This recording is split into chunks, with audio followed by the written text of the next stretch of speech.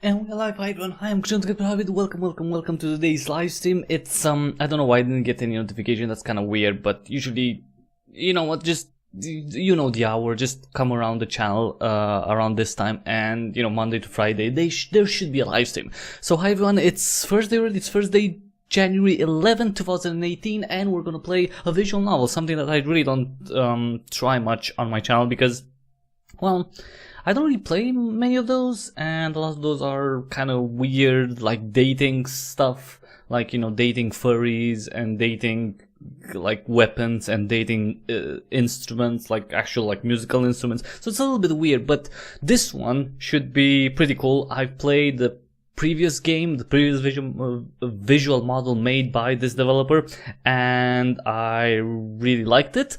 So this one, it's a bigger game. It's available for free. If you want to download it, you can play it. It's available for Windows, Mac OS, and Linux. It's called Dr. Darley and the Prisoners at Santa's Workshop. And basically, it's this crazy adventure.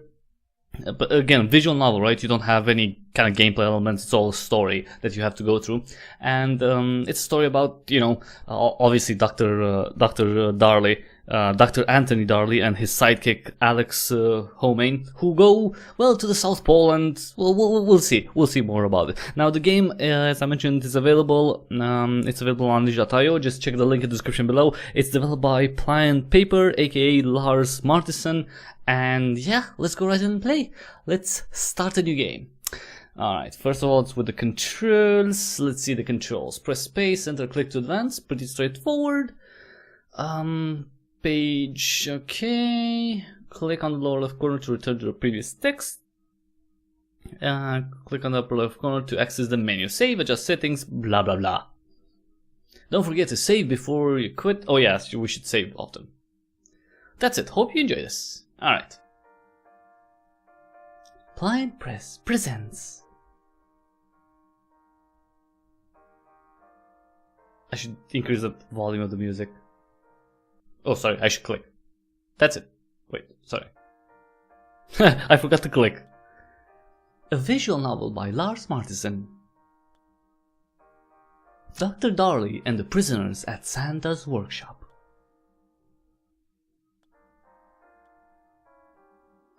Oh, hello there. Back again, are you?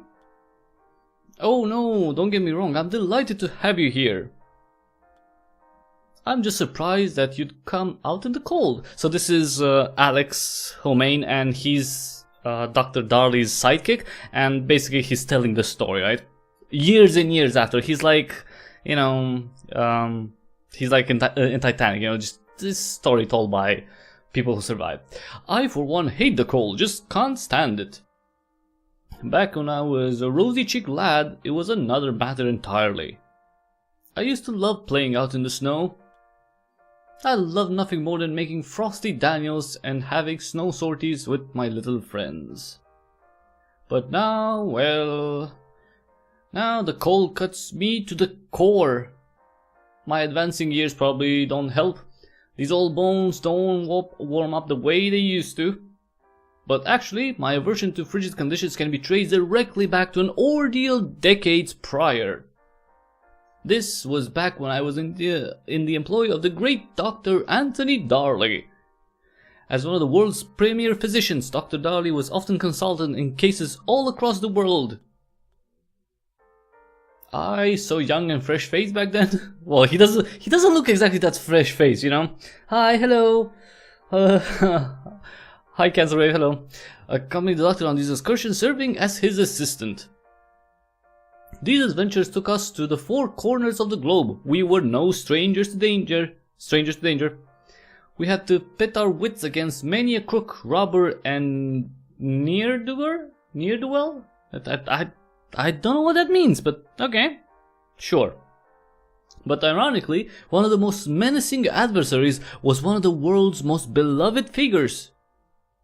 A mysterious reclusive man who is known by many names. Well, that's Santa Claus. A man renowned for his kindness and benevolence. But his true nature is more... how should I put it? His true nature is a bit more complicated than the stories might lead you to believe. But I suppose once again I'm getting a bit ahead of myself. Best to start at the beginning. It all began when the Doctor and I were invited to take part in an expedition to the South Pole. From the start I was deeply intrigued by the proposal. This was due in no small part to the fact that the invitation was extended via telegram, a form of communication that was still quite rare and exciting back then, so I guess it was maybe back in the late 1800s or early 1900s, I'm guessing.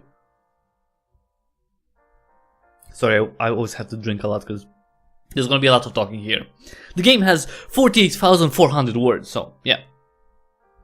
But the Doctor was far more reluctant than I.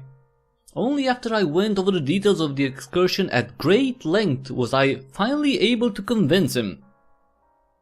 The event was dubbed the Elite Trials and was ostensibly organized by the esteemed Société Internationale, which is a French international society, I guess. The best and brightest from 7 different disciplines were invited to participate. The Doctor was selected as the representative for the medical sciences. I was invited to attend for my excellence in the field of sidekickery, because he's a sidekick, and a really good one. And famous distinguished representatives from 5 other disciplines were also slated to attend. Attendees not only Western and Northern Europe, from not only Western and Northern Europe, but even America. Yes, it was truly a global affair. The South Pole was selected because Antarctica is the only continent not controlled by any government. A symbol of free intellectual exchange, unencumbered by petty politics. A beautiful idea. I'm sure you'll agree. Well, I guess it's cold though. But as we know it, the devil is in the details, and those details would immediately reveal that we were gathered for reasons far more sinister. But as we first set out, I was giddy with excitement without the least inkling of doom. Well, why would you be scared? I mean, except for the cold.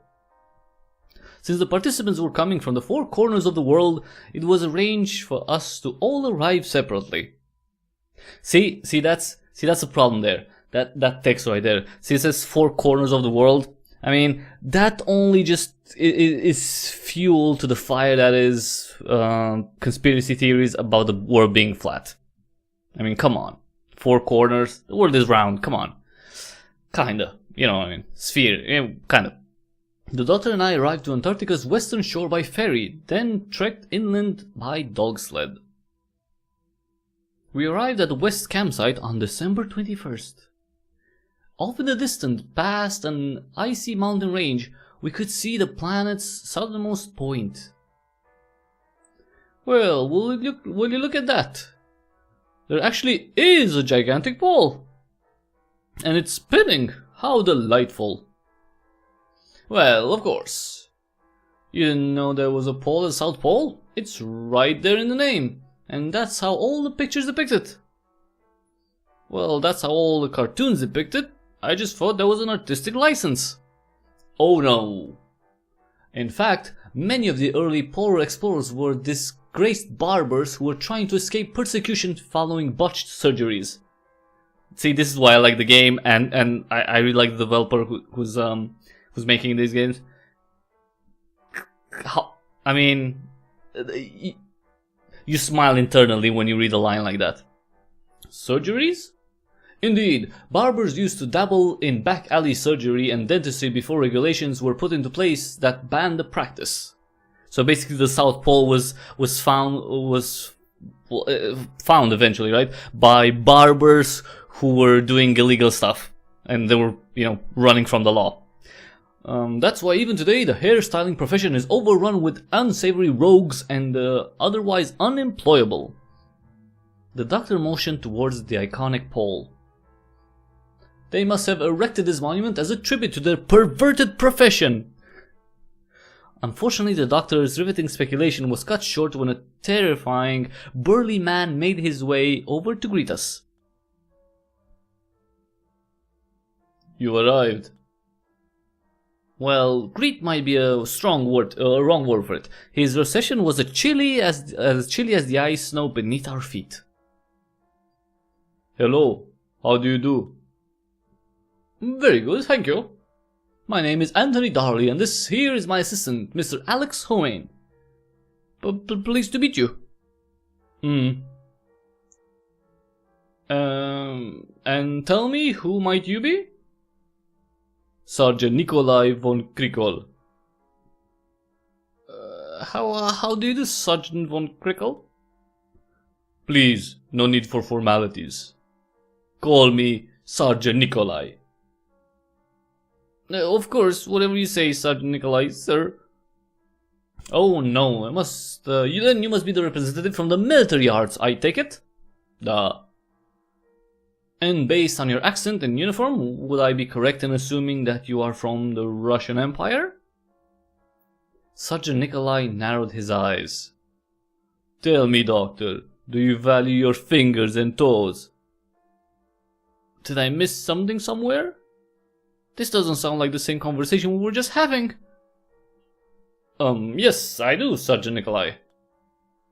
I suppose you could say I'm quite attached to them. So maybe Smart Doctor knows that Arctic cold does to what Arctic cold does to fingers and toes, huh? Yes, it's quite dire. Nikolai don't know what dire means. But in case you don't understand, I explain. The sun does not set this time of year at the South Pole, but storm is coming this way. Well, actually, I'm going a little bit like the weird accent. And when those clouds roll in, it gets as dark as the Grim Reaper's gaping maw.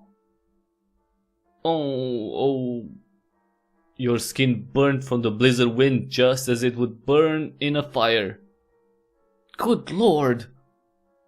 And when the tempest is at its most ferocious, you will feel like you're being hugged by a snowman. Oh dear! Well, actually, that last one does sound somewhat pleasant. Being hugged by a snowman. I mean, who wouldn't want to be hugged by a snowman? Snowmen are cute. Well, most of them. Some of them. A few of them. Some of them are cute. Indeed, I wonder if something was lost in translation? The analogy would be more evocative if you substituted hug for a coarser verb. Nikolai, I don't understand all your big clever words. This coming from the general who used the phrase Grim Reaper's gaping maw. But I do know this, if you love your useless little baby toes, you set up camp now. Not stand around gossiping like little piglets. Of course. And with a disdainful look, the sergeant dropped away and devoted his attention to securing the encampment. Well, that was not the friendliest, but yeah. Gossiping little piglets. The sergeant's menacing threats are sure cute. Yes, his speech is a bit tonally uneven, isn't it? But we really should cut him some slack. After all, he was issuing those menacing threats in a second language. Fair point. I doubt I could sound intimidating if I tried to speak his language. Although perhaps I could. How do you do sounds like a death threat when uttered in Russian after all. True, true. But in any event, he's right. A severe frostbite could be lethal this far away from the civilized world. We should get our camp all set up before we return to our little piglet gossip. Right you are, Doctor. And so we pitched our tent and turned in just as the storm rolled in. And indeed, just as the sergeant had adorably warned, the winds outside howled ferociously. Even protected by the tent, a sleeping bag, and several layers of clothing, I was so cold I thought I would shake right out of my skin. I shivered more than an epileptic in an earthquake, to quote the off-color German saying. Somehow, I eventually managed to drift off into an uneasy sleep. Wow, that's an achievement. I was consoled by the thought that the weather was forecast to be much more hospitable the following day. If you survive. And with the other participants scheduled to join us, I also had that to look forward to. So what I woke up to the following day was quite a surprise. Actually, calling it a mere surprise doesn't do it justice. It was, without question, the biggest shock of my life. It's my life. December 22nd, and that's an alarm. That's like a well, air raid alarm. Okay. I was awakened by the sound of a loud blaring siren. Despite the noise, I found it very difficult to shake away the cobwebs. I had been sleeping like the dead. I opened my eyes expecting to see the ceiling of the tent I had stared up at the previous night. Oh, don't tell me the tent is gone. As my surroundings came into focus, it took me a minute to process what I was seeing. Oh, we're inside somewhere. That's cool. A harsh metallic structure. Oh, okay, so somebody carried us here, I guess. Okay. A faint smell of mildew and rotten eggs. I was lying atop a thin, ratty cot. The cot frame was bolted to the wall. It was the length of a child's bed, so my feet dangled awkwardly off the edge. Immediately across from me was an identical bunk. Standing in front of that was the doctor, who also looked a bit out of it. Well, this is certainly unexpected. I swung my feet out and put them on the floor, which gave me another nasty little surprise. Hello, hey you, hello. What in the world? To my dismay, I stepped directly into a puddle. Puddle, that's how you pronounce it, puddle. Ah, my apologies, my plum chum. I should have warned you. Though I suppose that unless you intended to remain on that cot, there was nothing that could have been done about it anyway. My God. Indeed, the doctor was right. What I had initially assumed was a puddle was actually a half-inch of standing water that covered the entire room. Doctor, what on earth happened? Where are we? That is something I would like to know as well. And unfortunately, this room raises as many questions as it answers. The space we found ourselves in was barely any larger than a closet. In the narrow space in between the two bunks was a small, unadorned stove and a bucket filled with coal.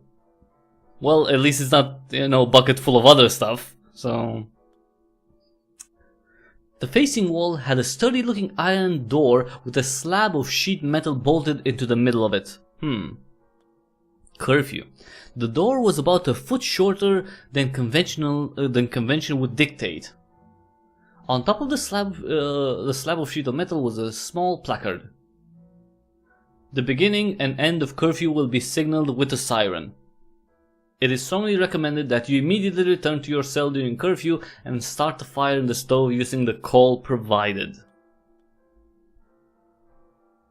To the left of the door was a small wooden panel with a keyhole and a small doorknob. I absentmindedly fiddled with it, only to discover that it was locked. With its bleak, utilitarian design, our cell was evocative of a prison or junior seaman's quarters aboard a naval ship. Or at least it would have been, were it not for the strange contrast of decorations in the form of star-shaped string lights and candy cane trim. I returned my gaze to the doctor, seeking reassurance that I hadn't gone mad. I think you're all mad. You went to the South Pole because Santa called you. Come on, that's just crazy. Well, they didn't know that Santa called them. Yesterday we had turned in at a campsite just west of the South Pole. I certainly didn't dream that, did I? If you did, I dreamt it as well. The last thing I remember was staring up at that fluttering tent roof, desperately trying to cling to the little body heat I was able to generate. Yes, not unlike the proverbial German epileptic in an earthquake. And yet somehow, now, here we are. Quite comfortable in our regular clothes. It hadn't occurred to me, but the doctor was right. When we went to sleep, we were bundled up in the thickest clothes and even then struggled to keep ourselves from turning into human popsicles. And yet now, there we stood without our winter clothing in a room with unfrozen water on the ground. So there's heating around, that's good. It feels like a mild autumn day. Perhaps this stove is warming the room then. No, I examined it as you were waking up. It's giving off no heat whatsoever. The doctor touched the stove with his bare hand. This appears to be the ambient temperature of the room. But how is that possible? Are we no longer at the South Pole? I'll admit I can be a heavy sleeper, but I don't think I slept well enough for someone to transfer me to the tropics. Haha, no, that's certainly an unlikely scenario.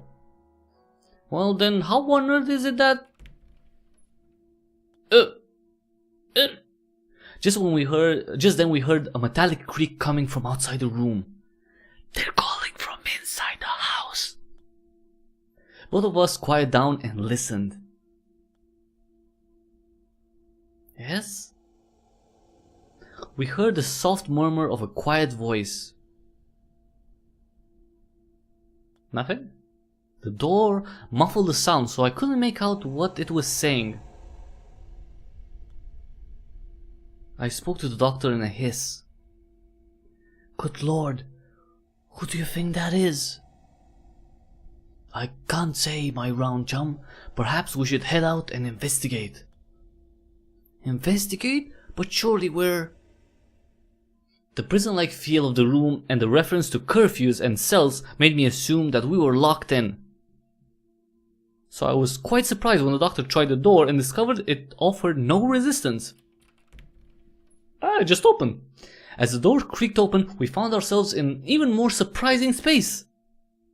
What, Oh. Compared to the cramped cell we had just come from, it felt almost decadently spacious. Oh, maybe it's a hangar? The room was shaped like an elongated triangle. Huh, interesting.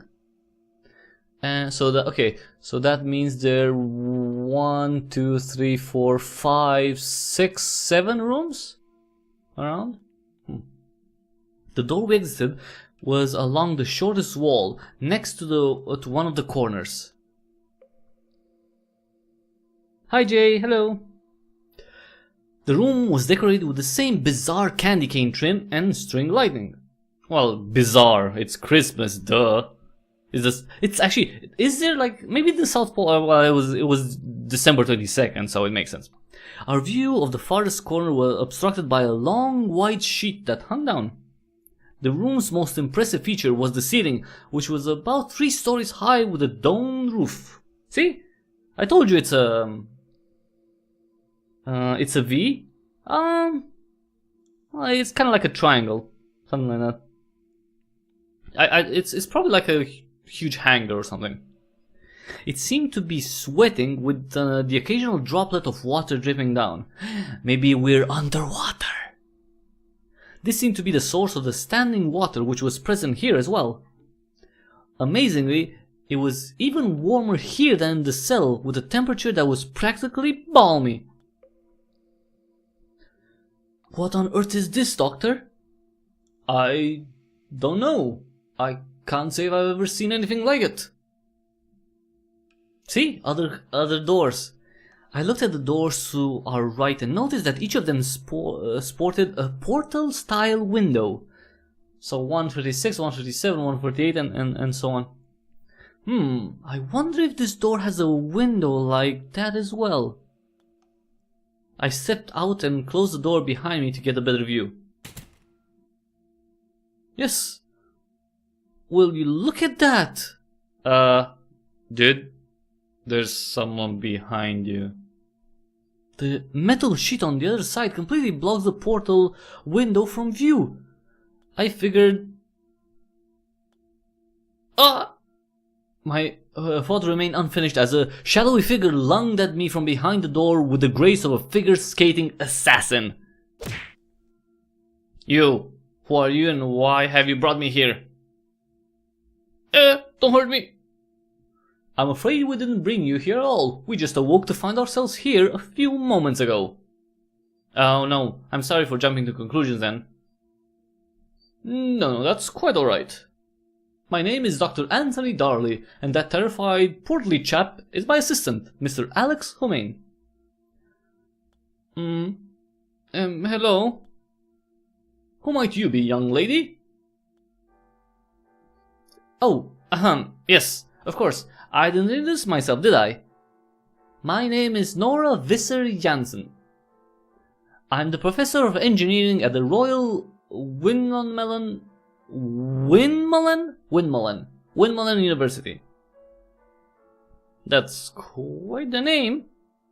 Yes, save some syllables for the rest of us. Ha ha ha. But wait a minute. A lady professor? Ooh. And in engineering at that. Yeah. STEM fields, right? Well, I never. This was one of the many times I wish I wore a monocle, as it would have been the perfect moment for it to drop out of my eye dramatically. Yes, well, in Holland, women often occupy positions in the field of education. Well, certainly. Of course, the same is true here, it's true where we're from as well. There are plenty of lady kindergarten teachers, for example. Or nursery school moms. Or finishing school instructors. Or mopping mistresses. Mopping mistresses? Sure, you made that last one up. Made it up? What an insult. Another missed monocle drop opportunity. Damn it. See, he needs a monocle. Where are the people with the monocles? Come on. I'll have you know that my hometown was one of the most prestigious lady mopping academies of all Western Europe. Really? Lady mopping? Okay, sorry to offend. In any event, I was referring to the prevalence of women in higher education in Holland. The doctor eyed her skeptically. Ah, yes, Holland. Well, more correctly, the Netherlands. Well, I suppose women professors is the sort of idea that would come from a country that uses driftwood in places of shoes. Oh no, make your snide comments if you prefer, doctor. But I'd say in our current predicament, my wooden clogs are quite advantageous. Ah, well... The doctor and I looked down at the Dutch woman's feet, and sure enough, she was wearing her countryman's footwear of choice. This kept her feet dry by allowing her to float atop of the standing water that surrounded us. Yeah, but those are really uncomfortable, I'm sure. So you can just glide around. No wonder you were able to sneak up on me so easily. I doubt it would have been that difficult in any event. You're not exactly a member of the Queen's Royal Guard. The doctor gazed shift from the clogs to his own soggy feet, and he cleared his throat. Well, I suppose your footwear does have some benefit. And this very unusual case, that is. The doctor was clearly perturbed by to have someone get the better of him. It was a rare occurrence, so he wasn't very accustomed to it. Thankfully, he didn't have much time to stew over it, because the sound of a door opening and closing behind us diverted our attention. Another prisoner? We turned around to see a confident young man stride out. So that's Wedge 7. Interesting. Oh, what? Who's this guy? He's a jock? Gee willikers, where do you get a load of this place? A few steps behind him came the sergeant that the doctor and I had met the day before. He looked none too pleased. I tell you, it's not safe to come out. Wait to understand the situation is best course. Golly, Sarge, we've been spying from ourselves for long enough. We got nothing to fear from these fine folks. I just know it. Well, he's very chipper. In fact, the only thing I'm afraid of is missing out on any more of the party. Snort? I had the feeling that missing out on the party was not high on the sergeant's list of concerns. But I wasn't paying him much attention in any event. My gaze was squarely fixed on the other man. Why, you like him? I had never met him before, but I recognized him immediately. Dirk Dynamo? I can't believe it's actually you! Gee whiz, it appears that I have a fan! That's swell! Fan doesn't begin to describe the adoration I have for you, Mr. Dynamo. May I have your autograph? I searched my pockets for a piece of paper and a pen. Oh dear, I don't have my autograph book with me. The doctor and Nova Visitor Jansen seemed thoroughly perplexed by my enthusiasm. Because they don't know him, obviously. So, you want him to sign something for you? Is he a famous calligrapher, perhaps? No, that can't be. If he was, I surely would have heard of him before. Yes, I was thinking the same thing. So nice to meet a fellow calligraphy enthusiast. Calligraphy enthusiast. Calligraphy. Do you happen to attend the sheriff conference in Munich last fall? Master Letterer Simon Nibbleton presented, and normally I would have been delighted to listen to one of the doctor's extremely lengthy impromptu calligraphy lectures, but I was just too excited to hold my tongue in that instance. No, listen, you two. This is Dirk Dynamo, the world's most famous sportsman. Or actually, since he's still just an All-American high school senior, perhaps I should say sports boy. But don't let his tender years fool you. Why, Dirk has already won more gold medals than any other athlete in history. Even more than Caitlyn Jenner? Sorry. He's played 5 different sports professionally, excelling at all of them. Wow, really 5? That's amazing. The boy that stands before you is a veritable Greek god. He doesn't really look like a Greek god though. The exquisite distillation of the perfect human form and the culmination of a lifetime dedicated to intense physical training and discipline. Come on, he's like what, 19, 18? Lifetime dedication, come on. Oops. Sorry, let me go back. Okay, sorry. I thought I'd messed up. Golly, you're gonna make me blush, sir. Novo, Visa Jansen and the doctor stood in quiet awe, processing my impassioned speech. So, he's not a calligrapher then? That's a shame. Why on earth do you want his signature then? Is he at least a handwriting hobbyist? No, it's hard to imagine that he'd be able to deftly wield a pen with those rugged, calloused hands of his. The two of them continued to carry on as though Dirk was a lab experiment. Or lab specimen, sorry. Lab specimen. I returned my gaze to him with an apologetic look. You'll have to forgive them, Dirk. Those two only have eyes for academic pursuits. They aren't true sports enthusiasts like you and I. Aw, shucks, don't worry about that. It takes all kinds, after all. And it's been a good long while since I met someone who didn't know who I was. It's so unusual, it's kind of refreshing. But with your swell introduction, you'll have me at a disadvantage. Who might all of you be? Everyone went around and introduced themselves. Dirk was of course friendly and talkative, and the very embodiment of carefree American charm.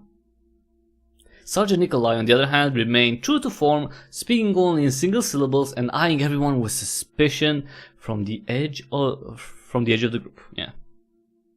After all the introductions had been made, Dirk stuck his hand in his pockets and gazed around the room in appreciation. So, what do you think the Society Internationale didn't clue us in about this place beforehand? I'm sorry? Are you saying the Société Internationale is responsible for this facility? Well, obviously. They must have built it for us, right? So you're suggesting that they built this for a one-time event?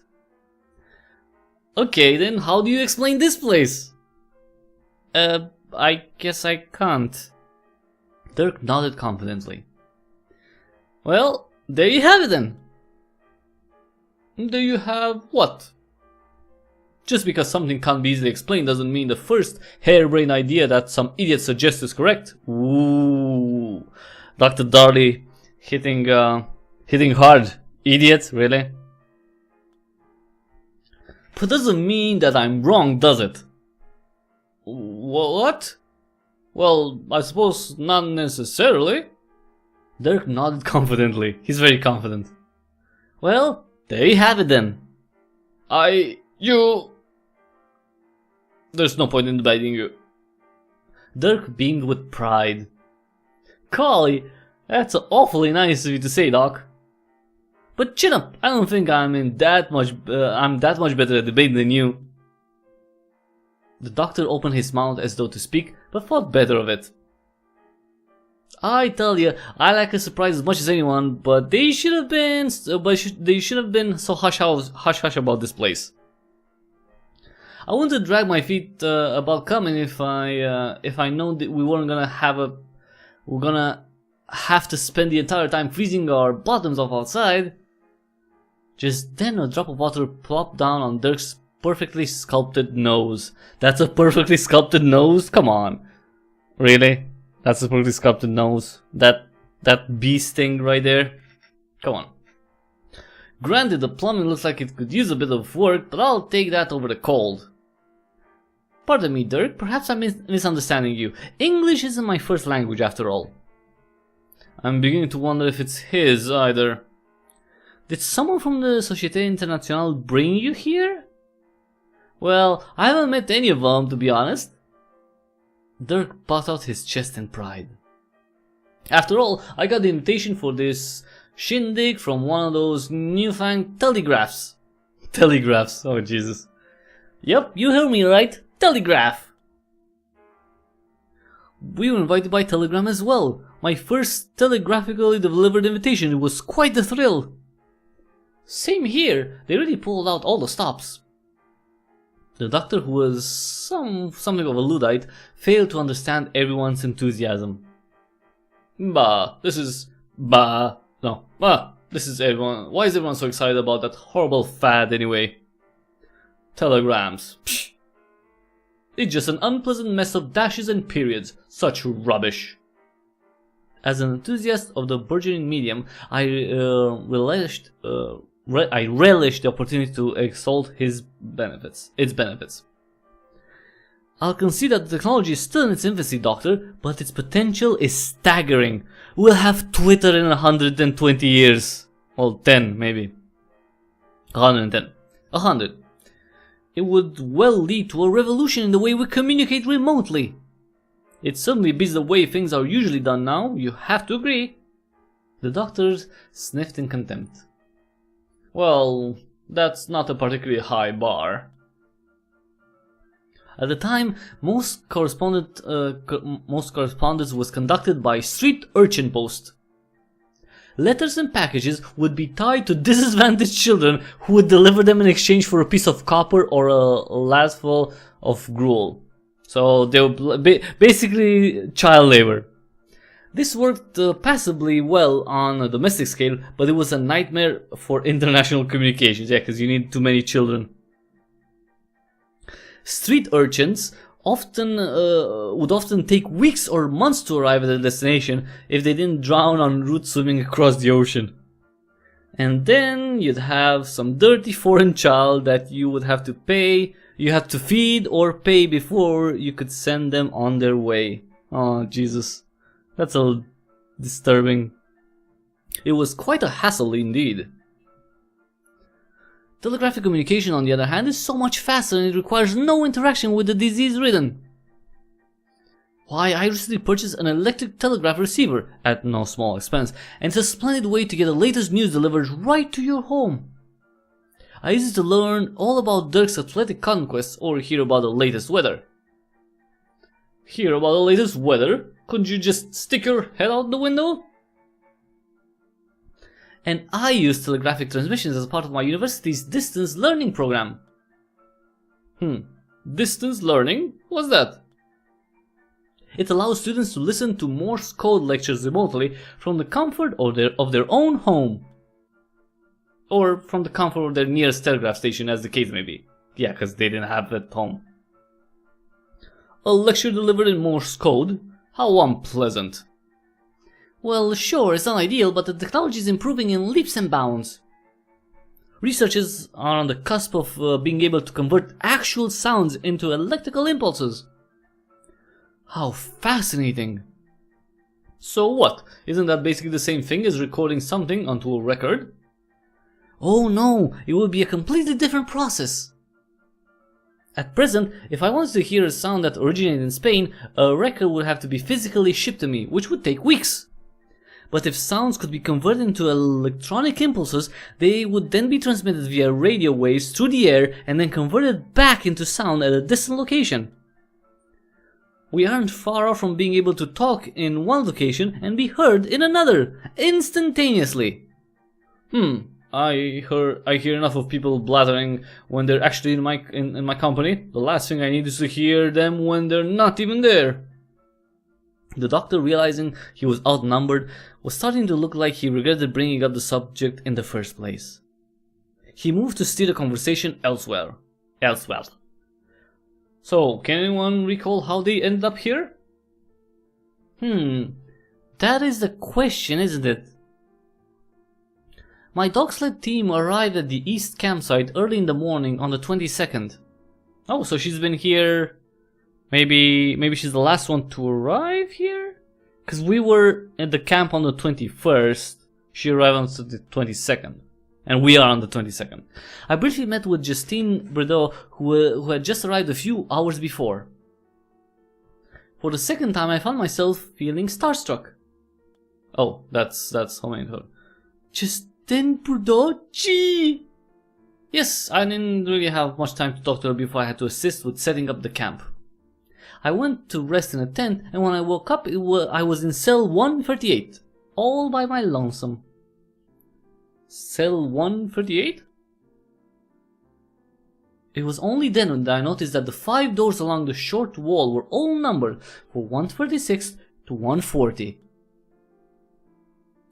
Nova Visser Jansen pointed out to cell 148, the middle door along the wall. Mr. Romaine and I had a similar experience.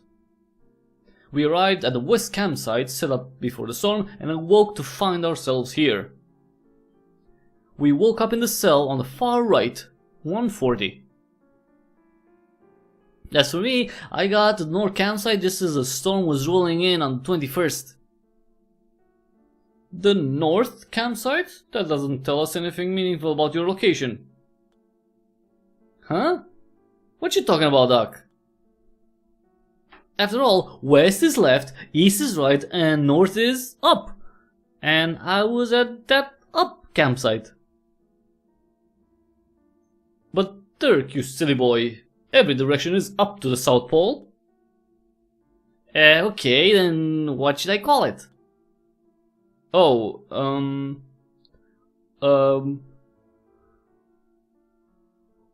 well, never mind about that. Yeah, because he didn't have any answer. So you awoke in the cell on the far left, I assume? Yep, cell number 136. And then when I woke up, I was lying in a cot next to my grumpy bunkmate here. Dirk motioned to the sergeant. Ha!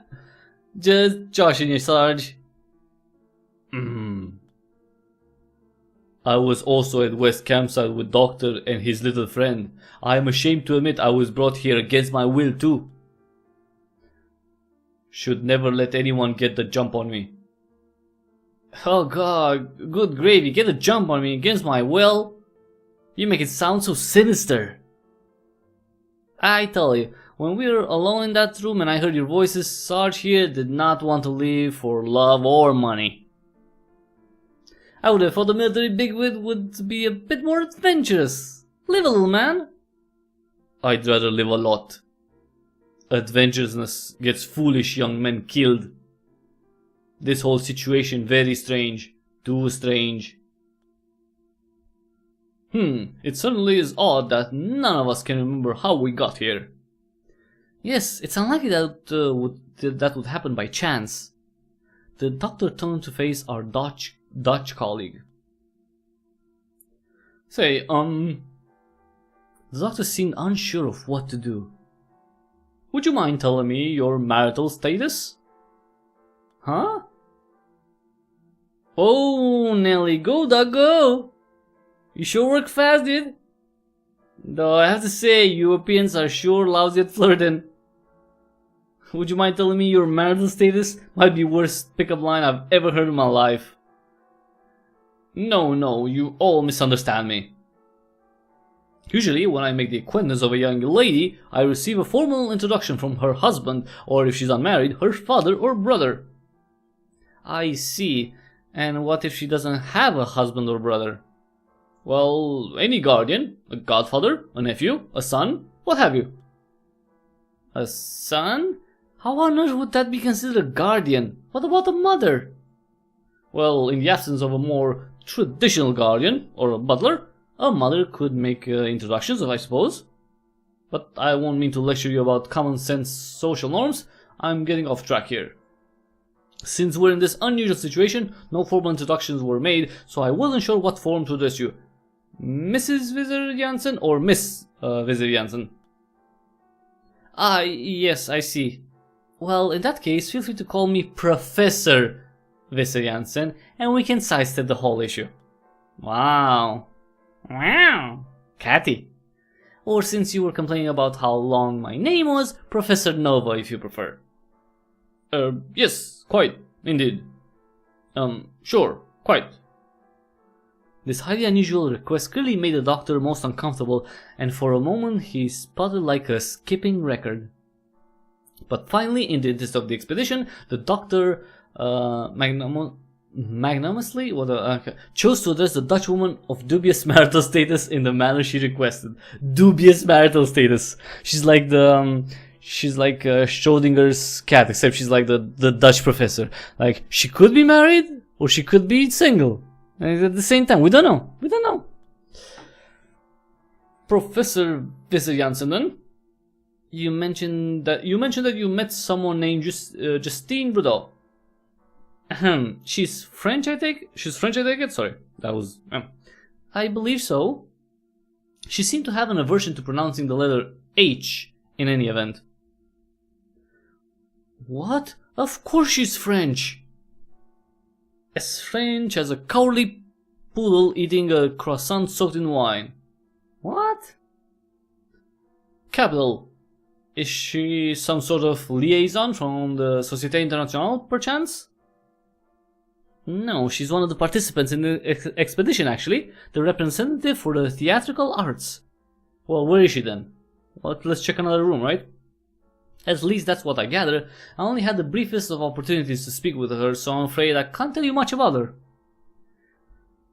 Am I understanding you correctly? How do you two mean to say you aren't familiar with Bideau's work, whatever that means? Well, no, you were the one who read through the informative pertaining to this expedition, as you may recall. That's beside the point. Justine Bideau is a global phenomenon. She's known the world over for her peerless acting, her elegant dancing, and her enchanted singing. She's recorded albums in French, English, and Spanish that have topped the charts all across the civilized world. Her burlesque feather dance is renowned the world over as the epitome of feminine grace and beauty. I am not ashamed to admit that I was brought to tears when I was fortunate enough to attend her one-woman overview of all of Shakespeare's plays. What? Really? She did that? Crude impression is inherent to all forms of artistic expression, and yet time and time again, Justine Bideau's multimedia performances cut to the very core of our shared human experiences. With that, I panted heavily, completely out of breath. Both the doctor and the professor reflected on my impassioned speech in quiet appreciation. Or so I thought. Do you think she might moonlight as a secretary for the Société Internationale, perchance?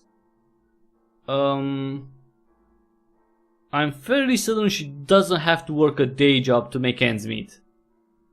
Pity. But even still, she lives in Paris, right? That's where the headquarters for Société Internationale is based, is it not? Yes, I suppose it is. Perhaps she had an opportunity to actually meet the people that invited us here. She might have a more nuanced understanding of the situation that the rest of us were able to glean from those horrible impersonal telegrams. Say what you will about street urchin post, but at least they had the human touch with an actual person you could see and hear. And smell. Yes, quite. Golly, I don't know. I think I'm okay without the human touch if it means not having to deal with the dirty, half-drowned French orphan standing at my door. Well, regardless of that additional information Justine may or may not have, what good does it do if she isn't here? Are we sure she isn't here though? The doctor turned around and faced the cell doors. Mr. Romaine woke up in 1:40. Sergeant Nikolai and Dirk in the cell at the other end, 1:36. And Professor Visayansen woke up alone in the middle cell, 1:38. That leaves cell 137 and 139 yet to be explored. And 2 members of our 7-member group not yet accounted for. Whoa, the math works out perfect! Great job, Doc and Prof. Well, enough gum flapping then, let's check them out. 157? Gum flapping? Must be American slang. Oh. With that, Dirk walked over to door 139 and loudly knocked. Sergeant Nikolai seemed perturbed by Dirk's youthful brashness and muttered to himself in disgust. Adventurousness gets foolish young men killed. Hello? Anybody home? We heard a muffled noise coming from the other side of the door. Come on, just open the door!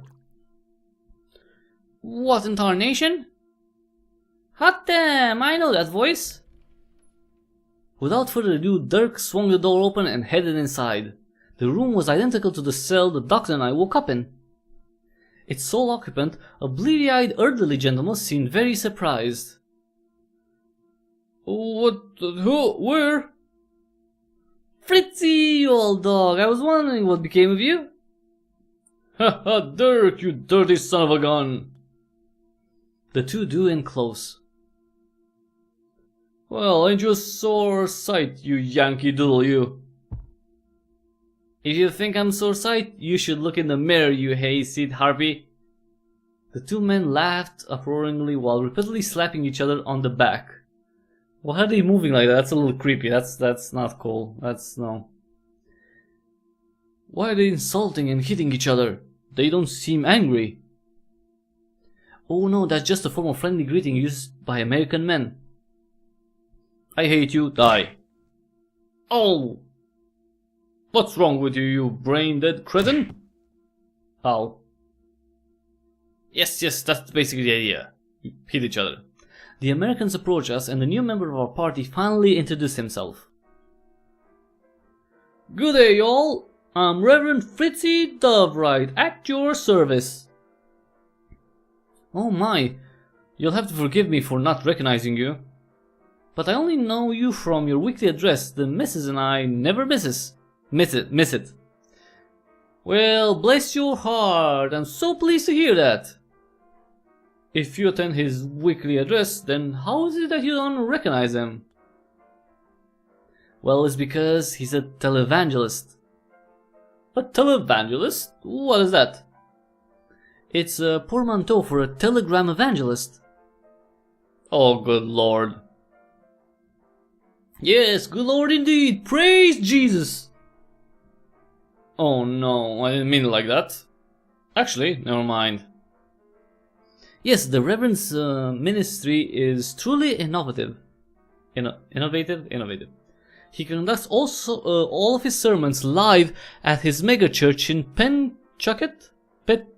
Pawtucket, Tennessee, while simultaneously broadcasting them over the wireless. But their innovation doesn't end there. They also have a gift shop that accepts international telegram orders. Why, I just ordered another premium set of the Reverend's special anointed prayer acorns so I can attest to the quality of the goods the ministry purveys. Another set? Yes, ordering wisely is terribly convenient. Yes, it does sound pretty terrible. Yeah, I'll admit, I have caught some flack for my forward-thinking ideas from some of the stodgier members of the old guard. There are those that feel that Christianity doesn't need updating, shouldn't be updated. But I feel it's critical that we embrace these new technologies and reevaluate the tenets of the faith that don't hold relevance in today's complicated world. Well, I suppose conducting sermons via Morse code is groundbreaking in some aspects. Really? You agree, Doctor? Yes, I never thought anyone could make religious ceremony even more tedious. Don't mind his sassy blasphemies, Reverend. He's a skeptic by nature. Haha, that's quite alright. In fact, bless his skeptical little heart. There's only one person's judgment that concerns me, and he has a long white beard and lives in the sky. God, right, Rev? That's right, Dirk. And if the proof is in the pudding, and we all know it to be, I'd say he likes that I'm up to just fine. So you and Dirk are acquaintances? What a small world. Though I suppose you're both Americans, so perhaps it's not so unusual that you know each other. Are you joking, boy? He's a Yank, and I'm a good old Southern boy. We live a world apart as the crows fly. We met on the boat right down here, and I gotta say, it was sure lucky that I did. No luck, boy, Providence. Oh yeah, of course, we make our own luck, just as you were saying. The Reverend here taught me all about the property gobble. Propriety. That's prosperity gospel, Dirk. Prosperity gospel. What's that exactly? Well, the basic notion is that wealth and health are manifestations of the Lord's favor. Yup, and that's just great for me because I'm in great shape and I'm rich. God must think I'm super! So, rich and healthy people are good and the poor and sick are wicked? Well, the poor and sick have fallen from grace in the eyes of the Lord, is how I might phrase it. I fail to see how that makes any sense. Dirk regarded the professor with sympathetic pity. But it's so simple, Prof. God won't let you get so rich if he didn't like you, right? So poor people are clearly wicked since God let them live in squalor and all. So you're saying that the starving baby is wicked, but the wealthy slumlord whose high rent keeps her family in poverty is doing so with God's tacit approval? Must be. After all, the prof's in the pudding, just like the Rev says. The proof's in the pudding, sorry, why I said prof. Babies can be pretty loud and irritating after all, especially when they're hungry. You can't tell me at least some of them aren't well hell spawn. I might agree with him there, actually. Dirk scrunched up his face and thought. And hey, think about it. God's all powerful. It wouldn't make sense for him to let people suffer, right? Careful there, Dirk. It's not for us to try to suss out the divine Lord's inscrutable, seemingly contradictory will. Whoops, sorry, Your Excellency. Dirk's enthusiasm is commendable, of course, but he's a new adherent to my ministry. His characterization of its teaching might be a tad oversimplified. Only a tad? Well, it's important to understand that the prosperity gospel provides a path forward for those who have fallen from grace. Faith, good living, and donations are a surefire way to restore God's favor. What was that last thing? Well, you all know the saying, put your money where your mouth is? Donations to the ministry are a wonderful symbol of your commitment to the Lord's teachings. Yeah, I made a huge donation while we were on the ship over. Of course he did. He did. God's gonna flip when he finds out about it. He already knows, my boy, seeing as how he's all-knowing and all. But I guess it doesn't count until the check clears, huh? Yep, that's right. Of course, doesn't count because yeah. Oh shucks. Well, chin up there, Dirk. I'll be happy to help you express your commitments to God even more when we return to the States and have access to its banking system again. Oh boy! Oh, this Dirk guy is gonna get flim-flammed. He's gonna lose all his money to the ministry. I believe I'm starting to understand now. That's swell. I knew you could do it, Doc. After all, the property gumble isn't all that complicated. Prosperity gospel. Yeah, what he said.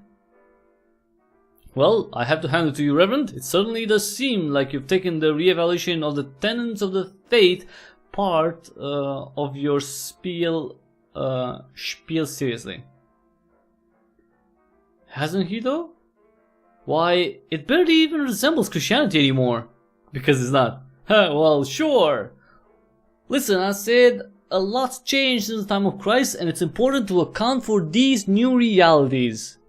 Why, back in Jesus' days, they didn't even have things like the telegraph or steam power. Or tax-exempt statuses, or direct bank transfers, or gift shops. Yeah, oh yeah. Perhaps we can continue our little theological discussion later. After all, I just realized none of us have been properly introduced. Pardon, but who are y'all? Who are all y'all? Oh, my apologies, Reverend. I was so caught up in the moment I suppose we neglected the formalities. With that, we all went around and introduced ourselves. The Reverend seemed most interested to meet the Sergeant. Oh, military man, eh? And a Rusky that? We sure could have used your help in a little skirmish we had in the States. Would that little skirmish be the American Civil War? Remind me which side won that, Reverend? The Reverend ignored the doctor's comment and continued to address the Sergeant.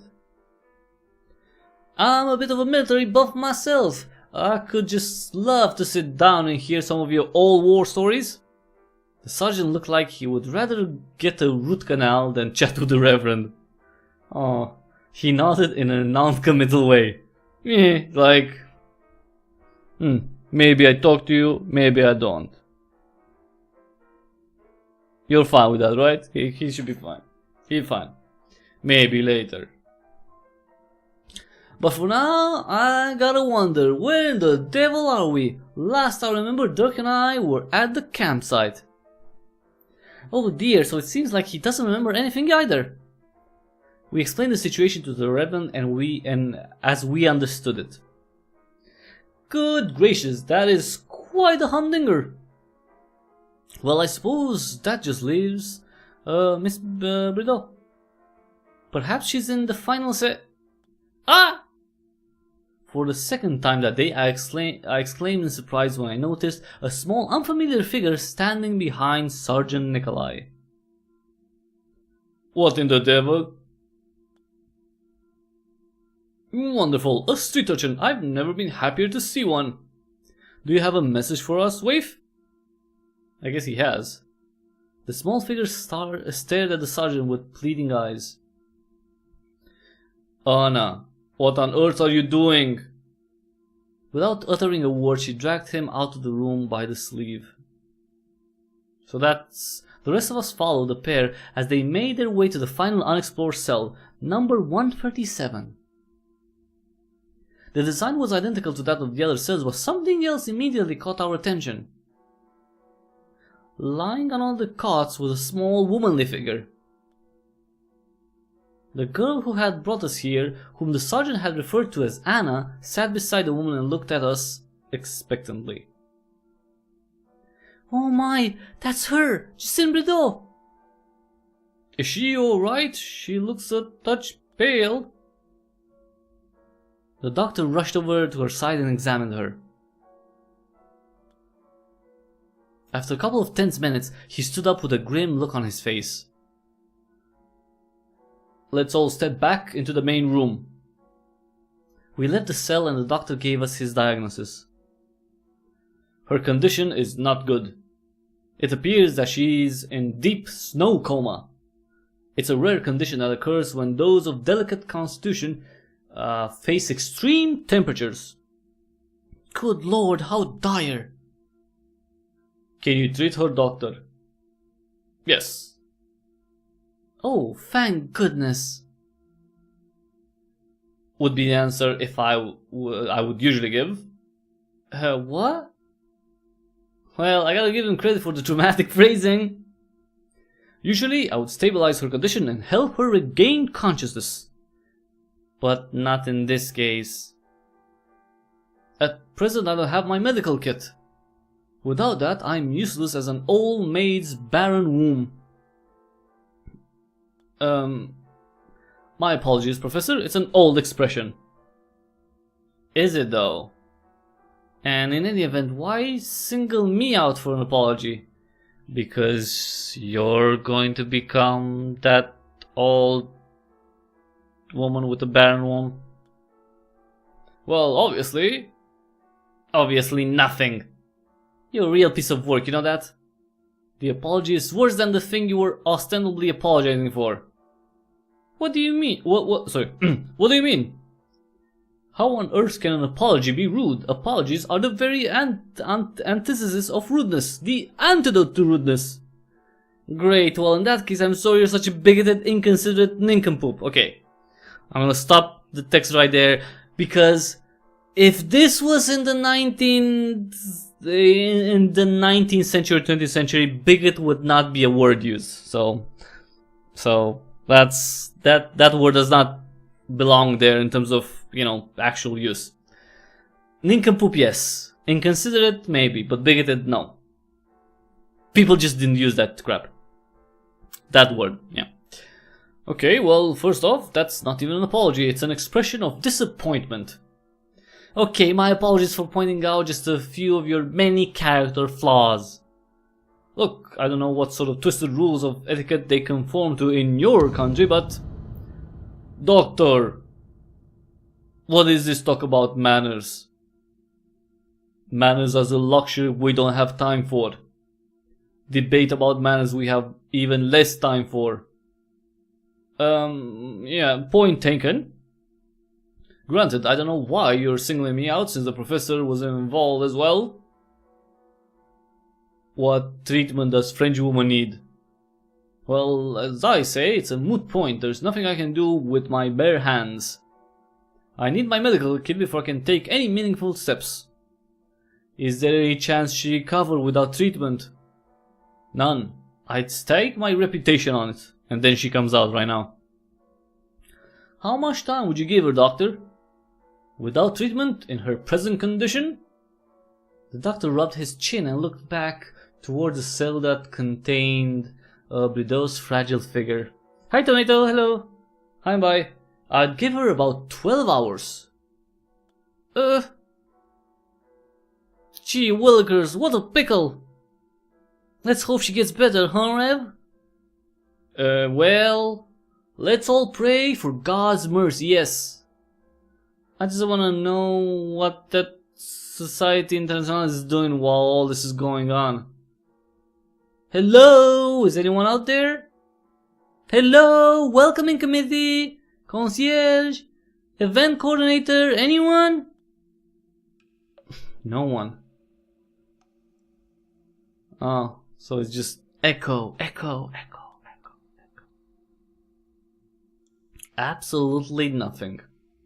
The only response Dirk's cry received was the faintest hint of his own echo. Well, for the time being, I suppose a thorough exploration of this facility is in order. Yes, perhaps we can find a way out of here, or procure some medical supplies in the very least. Well, if it's medicine you're after, why not check one of the medicine cabinets in the cells? Medicine cabinets? Yeah, they just gotta have medicine in them. After all, it's right there in the name. Come on. With that, Dirk enthusiastically waltzed into the nearest cell, number 138. Unsurprisingly, the interior was identical to the other 3 cells the doctor and I had already seen. Dirk headed over to the locked panel by the door and tried to open it. Ah, shucks, I guess this one's locked too.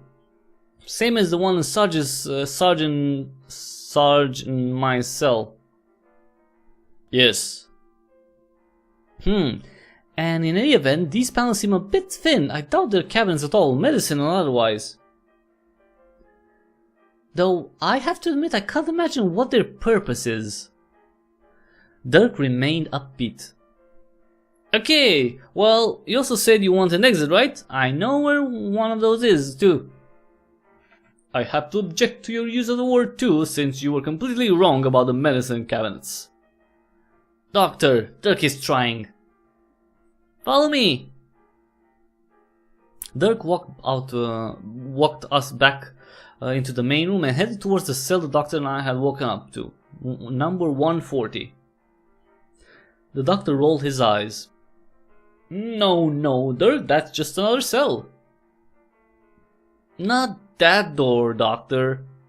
That one! It says exit on it. Now, Dirk, it's nice that you're trying to help, but you should really let the grown-ups... Oh my god, he actually might be onto something. Yeah, just go to the door, see? Indeed, a long door along the facing wall, which the doctor and I didn't have an opportunity to investigate before, had a placard on it. Exit Wedge 1 generator.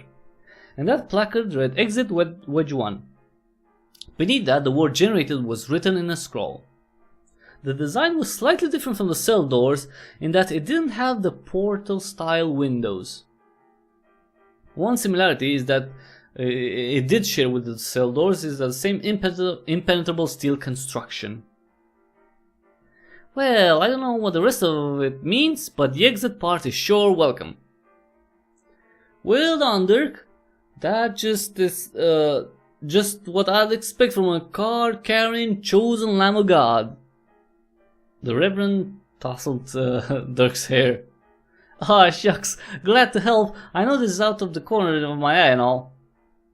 Well, I don't know if it's that impressive. After all, there are only 7 doors here. I think we just might have investigated eventually. Your snide comments are a luxury we don't have time for.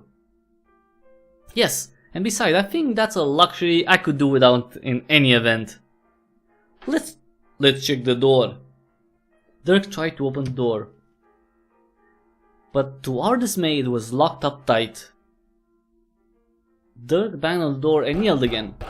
Hello, hey, Society International, anyone out there? Dying French girl, we got a dying French girl over here. I never thought I'd utter those words again. What a word. The world? Word. Wait, was it word or word? What a world, okay. As before, all the din and noise was met with no response except for a slight echo. There's another door over on the far wall. Could that be an exit as well? We all went over to investigate. The placard read Wedge 7. Below that, the word broadcast was written in a scroll. This one doesn't say exit. Dirk tried the door. Well, on the plus side, it's locked anyway, so it doesn't matter. Yes, how fortunate? Always looking on the bright side, that's my boy. Well, I suppose that's not much more to explore. Except... well, we all glanced at the far corner with that strange heap covered with the white cloth. Come on, it's a Christmas tree. Must be. Yes, what is that anyway? Very good question. The large white cloth appeared to be covering up something. Dirk, you're young and spry, why don't you take that cloth off for us? You got it, Rev. With an athlete's grace, Dirk flung off the cloth in a single motion. Oh my gosh, it's a... what is it exactly? Well, clearly it's a... Christmas tree! Aww, it's lovely. It was, well, a massive green cone. A strange contraption that was both beautiful and unsettling. Well, kind of looks like a Christmas tree. Something that resembled a copper-colored snake spiral down the side. Following along the same path were the now familiar candy cane trim and star-shaped lights.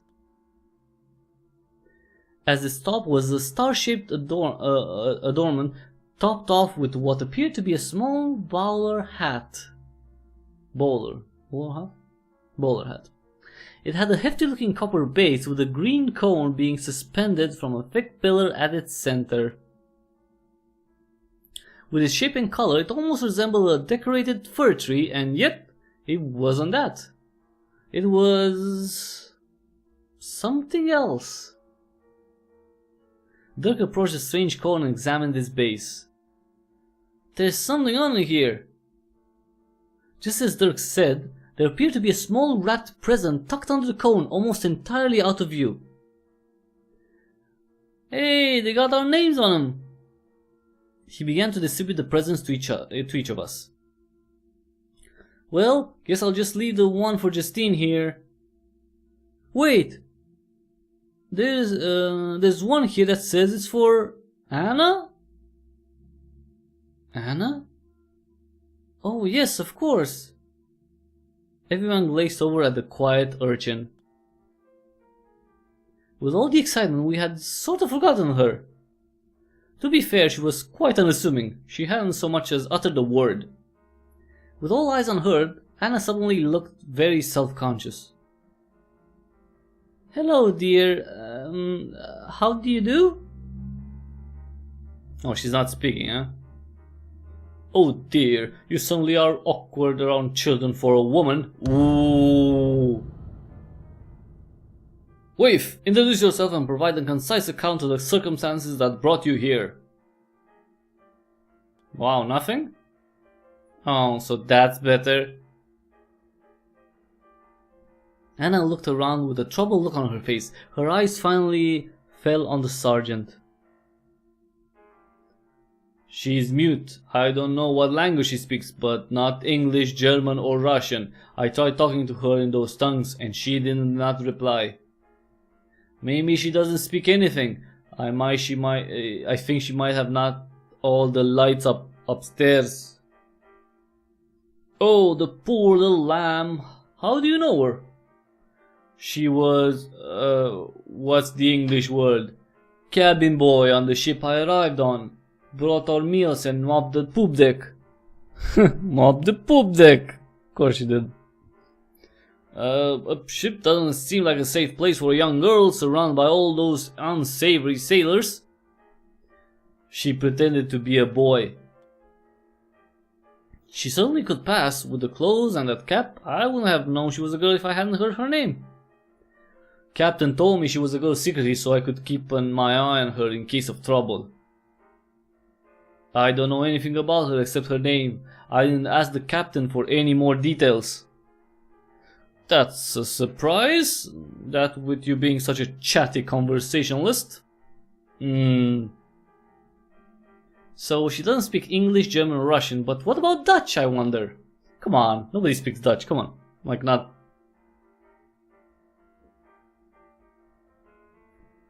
Sorry, I just need a drink. So the group went around speaking to Anna in all the languages they knew, but to no avail. In fact, if anything, all the attention seemed only to distress her. Well, no need to torment the poor girl. For the time being, we'll just have to consider this yet another of the many mysteries surrounding our confinement here. I'm inclined to agree, for now we have more pressing concerns. Shall we take a look inside these presents then? Certainly they'll provide us with a clue. Agreed. Yeah, on top of that, everyone loves presents. It's a win-win. Dirk finished distributing the presents, including giving one to the perplexed Anna. With that, we all opened them up. Oh, come on, let's see the presents. Oh, inside was a skeleton key. Well, inside of what? Of all of them? Okay, along with a small piece of paper. I started to read through it with a sense of optimism, delighted to finally learn what brought us here. Oh yes. Tell me more, tell me more. But as I read, my feeling of hope was replaced with one of confusion and dread. Welcome to the Elite Trials. You have one simple task to complete. Out of the 8 players, designate 6 as dispensable. To designate a player, use any of the designation panels located in each cell. Designated players will be removed during the curfew period. Oh. After 6 players have been designated, the game will end. At that time, the remaining 2 players will be allowed to leave unharmed. Wow. That's like a freaking thriller movie, like plot. We all stood frozen in stunned silence, trying to process what we had just read. So, what's all this about? Is this some sort of team building exercise or something? No. They looked over hopefully at the Reverend. Well, it seems more like a team dismantling exercise, if anything. Yes, I'm afraid I don't understand it very well myself. Many words I don't understand. But what are these designation panels? It's not really an established phrase. Indeed, although come to think about it, this key might fit the hole for that locked panel in our cells. Of course, those fake medicine cabinets. I suppose there's only one way to find out. Oh, okay. So we're all gonna open. We all crowded back into the middle cell and looked at the panel. The doctor took out his key and inserted it. Sure enough, it fit. He then turned it and the panel opened with a click. Inside were 8 additional keyholes carved into metal plates. Wow. Each of our names were engraved next to each keyhole. On the inside of the panel was a set of further instructions. Okay. To designate a player as dispensable, insert key to the keyhole next to their name and turn it. Designations can be made at any time by anyone but cannot be undone or reversed. A key used for a designation will remain locked in place until the end of the following curfew period. After that, the key will unlock to be usable again. Only one designation per key per curfew period can be made. Dirk furrowed his brow. Okay, I think I get it. So we designate people, whatever that means, with this key, right? Dirk started to insert his key into one of the holes. In a flash, Sergeant Nikolai zipped in behind him and batted his hand away. Stop, you fool! Dirk whipped around with a surprised and irritated look on his face. Gee willikers, don't need to be so rough! I don't understand all the English on these cards, but this entire situation is too strange. You can't rush in without thinking about consequences. I'm inclined to agree. It would be best if we waited until we had a fuller understanding before acting. Especially since, as it says here, our actions cannot be undone or reversed. Dirk seemed perturbed by the group's absence. Ah, heck! You screws are totally overthinking this. You know what else the instruction says? It calls us players and calls this whole crazy thing a game. You know, a game as in not serious, as in fun. The sergeant gave Dirk a dark look. Not all games are fun, you should know. Sometimes a game causes nothing but pain and suffering. That's true. Have you ever played Monopoly? Come on. Dirk, however, was not swayed. Oh, come on, you crumb bums, line up! I'm sure we're all blowing this out of proportion. Here, I'll designate myself just to show you how harmless it is. Dirk once again moved towards the panel, only to be rebuked once more forcefully by Sergeant Nikolai. Stop! Before, when we were in our cell, I advised you to be cautious. You don't listen then. You will listen now, or else there are consequences. Oh yeah? Like what? Maybe I turn you into a shiny little grape. That's sweet of you. Actually, I think that was a threat? It was? Perhaps it means he'll beat you black and blue so you look like a grape? Probably something like that? Yes, the sergeant's countenance? Countenance, okay, is so well suited for threatening people. It's a pity that his choice of words always managed to blunt their effectiveness. Such wasted potential. Nah, you guys have it all wrong. There's no way a cute expression like that was a threat. Right, Sarge?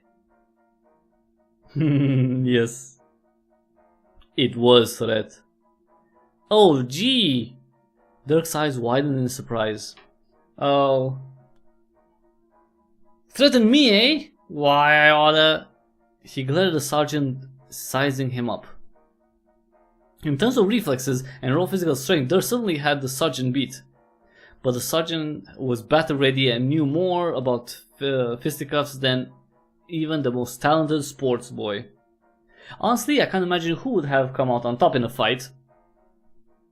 And thankfully, I didn't have to find out as the Reverend stepped in. Now, Dirk, forgiveness is divine. Perhaps a touch of forbearance would be prudent. I'm inclined to agree, Dirk. Game or not, this whole situation is a bit concerning. Oh, how so? Well, none of the information we've received speaks explicitly to ill intent, I'll admit. But it does have a decisively menacing tone.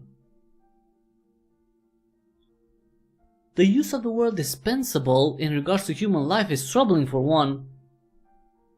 And then look at this line here. At that time, the remaining 2 players will be allowed to leave unharmed. What's wrong about that? That's what we want, right? Well, sure, but the troubling part is not that what the note says, but what it does not. Huh? I don't follow, Doc. Well, it only mentions that the remaining 2 players will leave unharmed. It doesn't say anything about the other 6. That, combined with the term dispensable, certainly isn't comforting. Agreed, I don't think this is a situation we should rush into blindly without understanding what we're getting ourselves into. Yes, what doctor and professor said. Huh, like you understood any of their talking with your lousy English. Despite his defiant demeanor, Dirk backed off with a shrug. Well, I guess if a godly man like the Reverend agrees with you eggheads, then there must be something to what you're saying. But don't forget that the doctor himself said that French singer doesn't have much time. Half a day, I think you said, Doc. The doctor nodded grimly.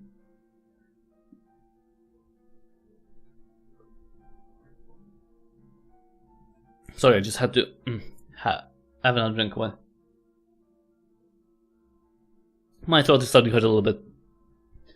Yeah, so just remember, there's a little time for thinking and a time for doing. Make sure you don't wait till it's too late. And then, like a light switch flipping on, Dirk reverted to his cheerful self. Well then, while you guys are gibbering jabbering, I guess I'll go do something constructive. I know, I'll go pray in my cell while you guys sort all of this out. Ah yes, constructive. God would like that, don't you think, Rev? I'm sure he would, Dirk. And with that, Dirk nodded resolutely and headed off. You know what, I think he's still going to use the key, but anyway. The rest of us turned our attention back to the panel. It appears to have all of our names written here. Dr. Anthony Darley, Professor Nova Visser-Janssen, and Anna. Just Anna? For every other person, it lists both their first and last name, as well as their title.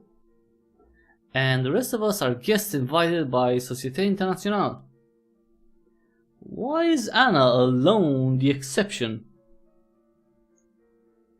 Well, she was crew member of ship that brought me here. It's connection. I suppose so, but no crew member from any other ships ends up here. Very curious indeed. I don't think there's much more we learn here. Shall we take a second look at that strange apparatus in the other room? A splendid idea. We all returned to the green cone and examined it more thoroughly. The spiraling copper track reached its terminus near the base. This was capped off with a small hopper that had notched numbered 1 to 6. What a curious device! Indeed. Professor, you ostensibly have an engineering background. Any ideas of its purpose? Well, I don't appreciate the ostensibly qualification, but I suppose that's progress. Honestly, I've never seen anything like this before. It must have been custom built. The professor approached the massive cone. She hit 3 times with her knuckle and it let out a clanking sound. It's solid metal, extremely sturdy built. I wouldn't be surprised if it could withstand an earthquake unscathed. I wonder if perhaps it's made out of copper or brass. Why do you think that? Well, just look at it. It's covered in patina. I don't know this word. I don't know it either, Sarge. Oh, sorry. Patina is the green colored coating here. Huh. It happens to certain metals when they come in contact with open air, salt, heat, things like that. Sorry, I'm not a chemist, so I'm not intimately familiar with the specifics of the chemical reactions involved. But the green color here is quite stunning. I don't think I've ever seen a patina this intense. Very peculiar. The doctor thoughtfully rubbed his chin and looked around the room. What do you make of this structure? It's very unusual indeed. It almost resembles a prison, doesn't it? I reckon that's what it is, for us at least. I doubt that there's that's its intended design, however. None of the cell's doors appears to have locks. Okay then, maybe it could be a housing facility for laborers. The professor pushed up her glasses and furrowed her brow. But actually, that doesn't adequately explain the building either. The triangular shape is unconventional for one. Simple right angles would be much easier to construct and would make for a more efficient use of space. And now that I look at it, I guess it's not even a perfect triangle. Look just beyond the green cone. The professor was correct. The large cloth had somewhat obscured it before, but the 2 long walls of the triangle did not come to a perfect corner. Instead, there was a short 4th wall, making the room not a triangle but a narrow trapezoid. The fact that this facility is so well lit is also quite astounding. It must take massive amounts of electrical energy to keep all of these lights on. Ah, yeah, can attest to that. I can tell you, keeping my mega church running is a logistical nightmare. I was thinking that was like weird. I sell bushels full of prayer icons, and you would not believe how much of that has to be reinvested. Much of that has to be reinvested back into the church for utilities and maintenance.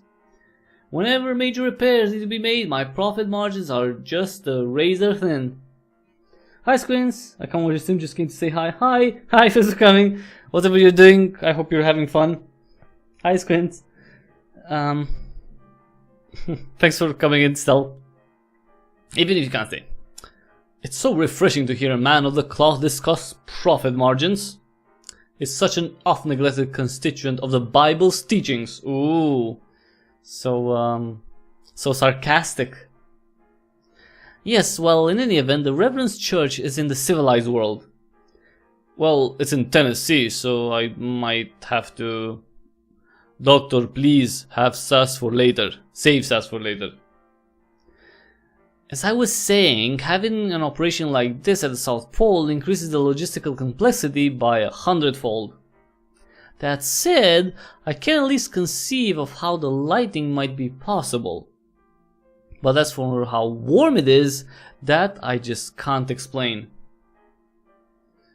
Now that you mention it, it actually feels like it's warmed up since we awakened. When we first left our cell, it was already a bit stuffy, but now it almost feels subtropical. Indeed, I can't imagine of any means that could keep a large open facility like this so warm, especially at the South Pole of all places. How odd that the curfew rules mention something about starting a fire. Yeah, I can't imagine wanting to start a fire in this heat. Yes, very perplexing. Mysteries on top of mysteries. Maybe Anna wants to say something. There was a long silence during which everyone mulled things over. And then Dirk comes back and says that, oh, I put the key somewhere. The silence was interrupted by the splashy footsteps of Dirk rejoining us. So, I'm done praying. I prayed really hard. That's a good boy, Dirk. So you guys must have had time to talk things over. What did you decide? Decide? Well, I guess we've been trying to wrap our brains around this place. We haven't actually discussed any course of action yet. Dirk coughed but didn't say anything. There was another an awkward pause. Finally, Reverend Doveright spoke up. Well, perhaps the time has come for that then. Come for what now? Time to discuss a course of action. I surely understand everyone's reluctance to act rashly, believe me, that I do. But perhaps we should just designate someone and see what happens. Yeah, that's what I've been trying to say. I still don't think that's a good idea, not until we understand what designating actually means. I agree. Sure, I understand your ambivalence, but exactly what other options do we have? There's no obvious way to get out of here and not really anything else to investigate. And in any event, I'm sure you noticed that we haven't come across any food. Or water for that matter, discounted for that which we're standing in. I'll admit the wording of the instructions we received is a bit discomforting in its ambiguity. But unless you have any other ideas, I think a test destination is something we should seriously consider. In fact, I would argue that the perfect candidate for such a test is self-apparent. Oh, and who might that be? Obviously, the sick woman. Well, do I really need to spell it out? There is one among us whose best years are surely behind them after all. Oh, Reverend, surely you aren't suggesting... I wiped a tear from my eye. Of course, designating yourself to be sacrificed. As the Bible says, whoever loses his life will preserve it. I knew you were a great man, Reverend, but not even I suspected you could do so Christ-like, to be so Christ-like. Actually, I was thinking of the French girl. Oh, okay. So sacrificing the weakest person, the only person that can't in any way defend themselves. That seems a bit harder to reconcile, biblically speaking. Never mind that, what on earth do you mean by her best years are behind her? Miss Bideau is the youngest person here except for Dirk and Anna. Well, sure, but she's an actress in her mid-20s. I mean, she's practically over the hill. Oh, come on. That's just mean. Yeah, plus there's the fact that she's sick. That must mean she's falling from grace. Fallen from grace. Yeah, exactly. I'm sure God wouldn't mind if we used her as a guinea pig. In fact, I bet he'll be all for it, right, Rev? I don't think you're helping our case, Dirk. But to be fair, I did a pretty piss poor job of explaining myself in the first place, so let me take another swing at it. Yes? As the doctor himself said, Justine's condition is critical, with only a half-day window to receive treatment. For her, more than any of us, time is of the essence. Perhaps whoever put us in here isn't aware of her dire condition. If we designate her, maybe she'll be removed from this game and given the medical treatment she needs. Yes, but what if we designate her and something more, nefarious happens? I'll admit, I can't be sure that won't happen. But if whoever devised the game truly wanted to harm us, they could have just slit our throats while we slumbered, correct? I suppose that's true. And in any event, let's consider our options when it comes to Justine. If we designate her, something bad might happen to her. But if the doctor's diagnosis is correct, and it most definitely is, well then, if we do nothing, Justine will definitely meet her demise in just a few short hours. At least designating her would give her a chance, which is more than she has now. That logic is hard to argue with. Everyone mulled over the Reverend's argument. He made a compelling case. Dirk shook his head in wholehearted agreement. You guys, just look at the sour expressions on everyone's faces. Why are you taking this so seriously? I mean, clearly this whole thing is just part of a joke. A joke? Well, sure, the point of this excursion was for people of different disciplines to come together and hash things out, right? Well, in the broadest strokes, I suppose. So this is probably like a hazing ritual. Haven't you ever heard of, haven't any of you ever been in a fraternity? I am a member of several fraternal organizations. Okay then, so you know all about this. It's just a variation of when your brothers put on robes and start paddling your behind. Good lord, is that how they do things in America? Anyway, if you guys are all too chicken to follow the Reverend's suggestion, I'll do it myself. Just to show you how harmless it is. Let's see what happens. With that, Duke took out his key and started to walk back towards one of the cells. Again, Sergeant Nikolai stood in his way. His grim features were even darker than usual. You don't do nothing until we understand what's going on. Nothing. Dirk did not seem to appreciate being ordered about. Listen, you'd better start treating me with respect. This is a Reverend's plan, so it's basically like the word of God. And anyway, when people get in my face, it does not end well for them, especially when I don't have my medicine. I don't care if you are... Just then a loud noise interrupted Dirk's rant, leaving it uncompleted. So that's the... Good grief, what's that? The siren. So, I guess that means it's time for curfew? Dirk, still perturbed by the sergeant's censure, adopted a defiant pose. So we're supposed just to go off on ourselves like kids sent to bed without their suppers? Fully to that. There's no way I'm going back with that stick in the mud.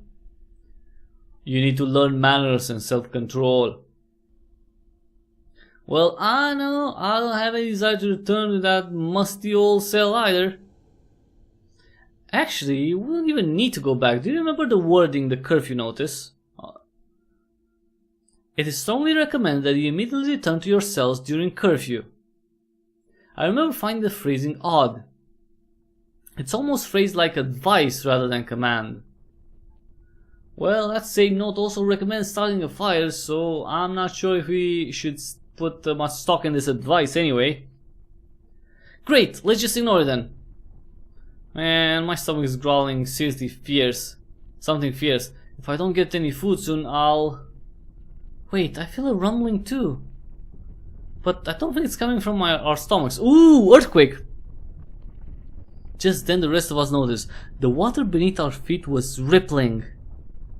Like Sergeant Ripley? And then it got choppier. The room became intensely hot. It felt as though we were in a stove. Oh, maybe they're like in a... They're in a freaking volcano. The horrible rumbling sound increased and reverberated across every inch of the room. This was accompanied by loud knocking and scraping sounds as though rocks were being hurled against the wall. And then to cap it all off, we suddenly got a shock that made the advice from the curfew notice seem much more appealing. What the... Bright, blinding white light, accompanied by all the air being sucked out of the room. Sheets of water whipped around me and it felt like I was in a hurricane. For a moment at least. The next instant it felt more like a blizzard. The room, which had been so insufferably hot, was now frigidly, unbearably cold. Blinded by light and wind, I couldn't see in front of my nose. Combined with deafening dim, communication with the other was impossible. Suddenly, a strong hand grabbed my shoulder and violently pushed me forward. I had no idea if it was friend or foe, but I was in no position to struggle. I found myself pressed against the wall. I felt a seam, a hinge, a door. The door opened a crack and I was shoved through, falling flat on my face. The door closed, so we were back in the cell. And then stillness. Quiet. Only the softest muffled sound of blowing wind from the outside could be heard, along with a faint ringing sound. I picked myself up off the ground. Slowly my eyes readjusted and I found myself in a familiar cell. And looking back at me, a familiar face, the doctor. Sorry, I was so rough, old chap. The doctor? You saved me, I don't know how to... Save your words of thanks for later, Mr. Homane. Homane? Before anything else, we'd best start the fire. Good lord, you're right. To my surprise, I could see my own breath. The facility, which had been so warm before, was suddenly freezing. Through chattering teeth, the doctor got a small fire going. Do you think everyone got back to their cells without incident? I don't know. I hope so. The doctor went over to the door and tentatively opened it a crack. A stream of bitter cold wind whipped through the cell and he immediately snapped it shut. It's no good. Even if we were properly outfitted, heading out there would be ill-advised. With the clothes we're wearing now, just a couple of minutes of exposure would be a death sentence. We'll just have to hope that everyone made it back to their cells. I don't see any other option. Okay, before we do that, let me save, because I haven't saved anywhere, and it's been an hour and 50 minutes almost. So okay. For now, all we can do is try to keep ourselves warm if we have any hopes of remaining on this mortal coil. I suppose you're right, Doctor. First thing first, we should take our socks off and dry them by the fire. Nothing makes troubling times worse than soggy feet. I took the doctor's advice and carefully snagged my socks on the rough surface of the candy cane trim. There was no good place to hang our heavy shoes, so we deposited them into the now emptied coal bucket, which would at least keep them out of the water. Little by little, the room temperature rose to a tolerable level. It was still quite chilly, but no longer life-threatening cold. The horrible rumbling sounds from outside also subdued, although we could still hear frigid, whipping winds. So, Doctor, what on earth do you make of all this? It is unexpected, to be sure. Mr. Homane, You read all through the invitation about this event. Did the telegram mention anything about imprisoning us in some sort of horrifying ice dungeon? Certainly not, sir. Not even perhaps in the subtext? An elusive reference? Anything like that? No, I don't think so. Telegram messages tend to be quite brief and businesslike. Well, it's for this very reason that I find the whole medium unappealing. Alright. I feel like the situation could have been difficult to anticipate regardless of how the invitation was extended, but... No, you're quite wrong. It's much easier to convey a sense of poetic foreboding in a letter or face to face. Inviting people into a death trap used to be so much more personal than it's become now. The doctor sighed wistfully. Yeah, I suppose that's one advantage of traditional forms of communication. If only Mrs. Justine Bedeau hadn't succumbed to the frigid conditions. Since she was based in Paris, she might have had a more nuanced relationship with the Société Internationale. Perhaps she could have shed some light on the whole affair. I looked down sadly at my bare feet. Already referring to her in the past tense, Doctor? Oh, she's not dead, come on. A pained expression flashed across the doctor's face. Yes, well, you heard my diagnosis. Oh, so you don't think she survived? That would be disappointing if she hasn't survived. I mean, poor girl. Poor woman. What makes it all the more tragic is it could have been so easily prevented. A simple injection of 50 milligrams of brain salt mixed in a solution of 100 milliliters of black topilo extract and 2 milliliters of liquid heroin.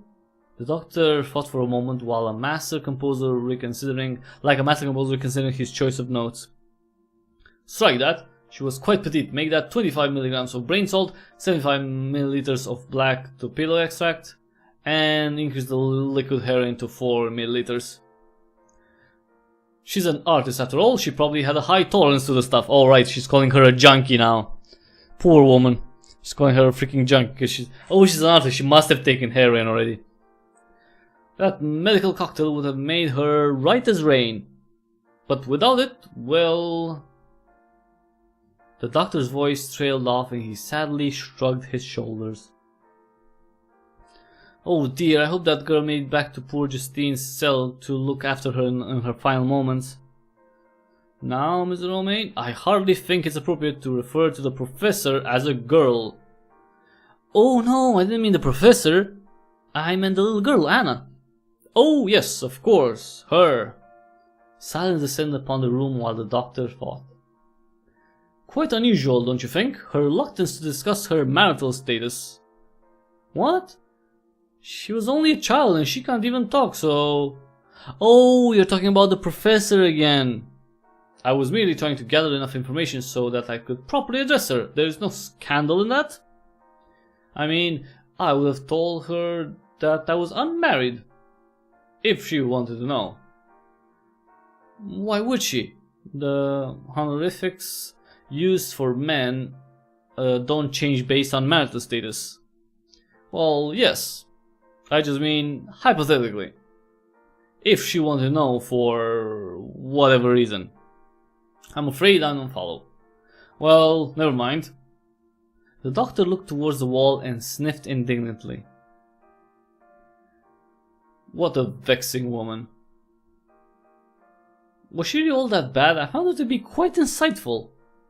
For a woman, that is. Granted, her off-handed dismissal of mopping matrons was most uncalled for. It's quite a respectable profession after all. Yes. The doctor yawned loudly. Oh dear, excuse me. Sleepy already, doctor? I suppose I am too, now that I think about it. But it feels like we only woke up a few hours ago. Yes, quite strange. The doctor's voice trailed off. We both lazily stared at the fire as the smoke curled upwards. My eyelids felt heavier and heavier. Eventually I drifted off into a hazy, dreamless sleep.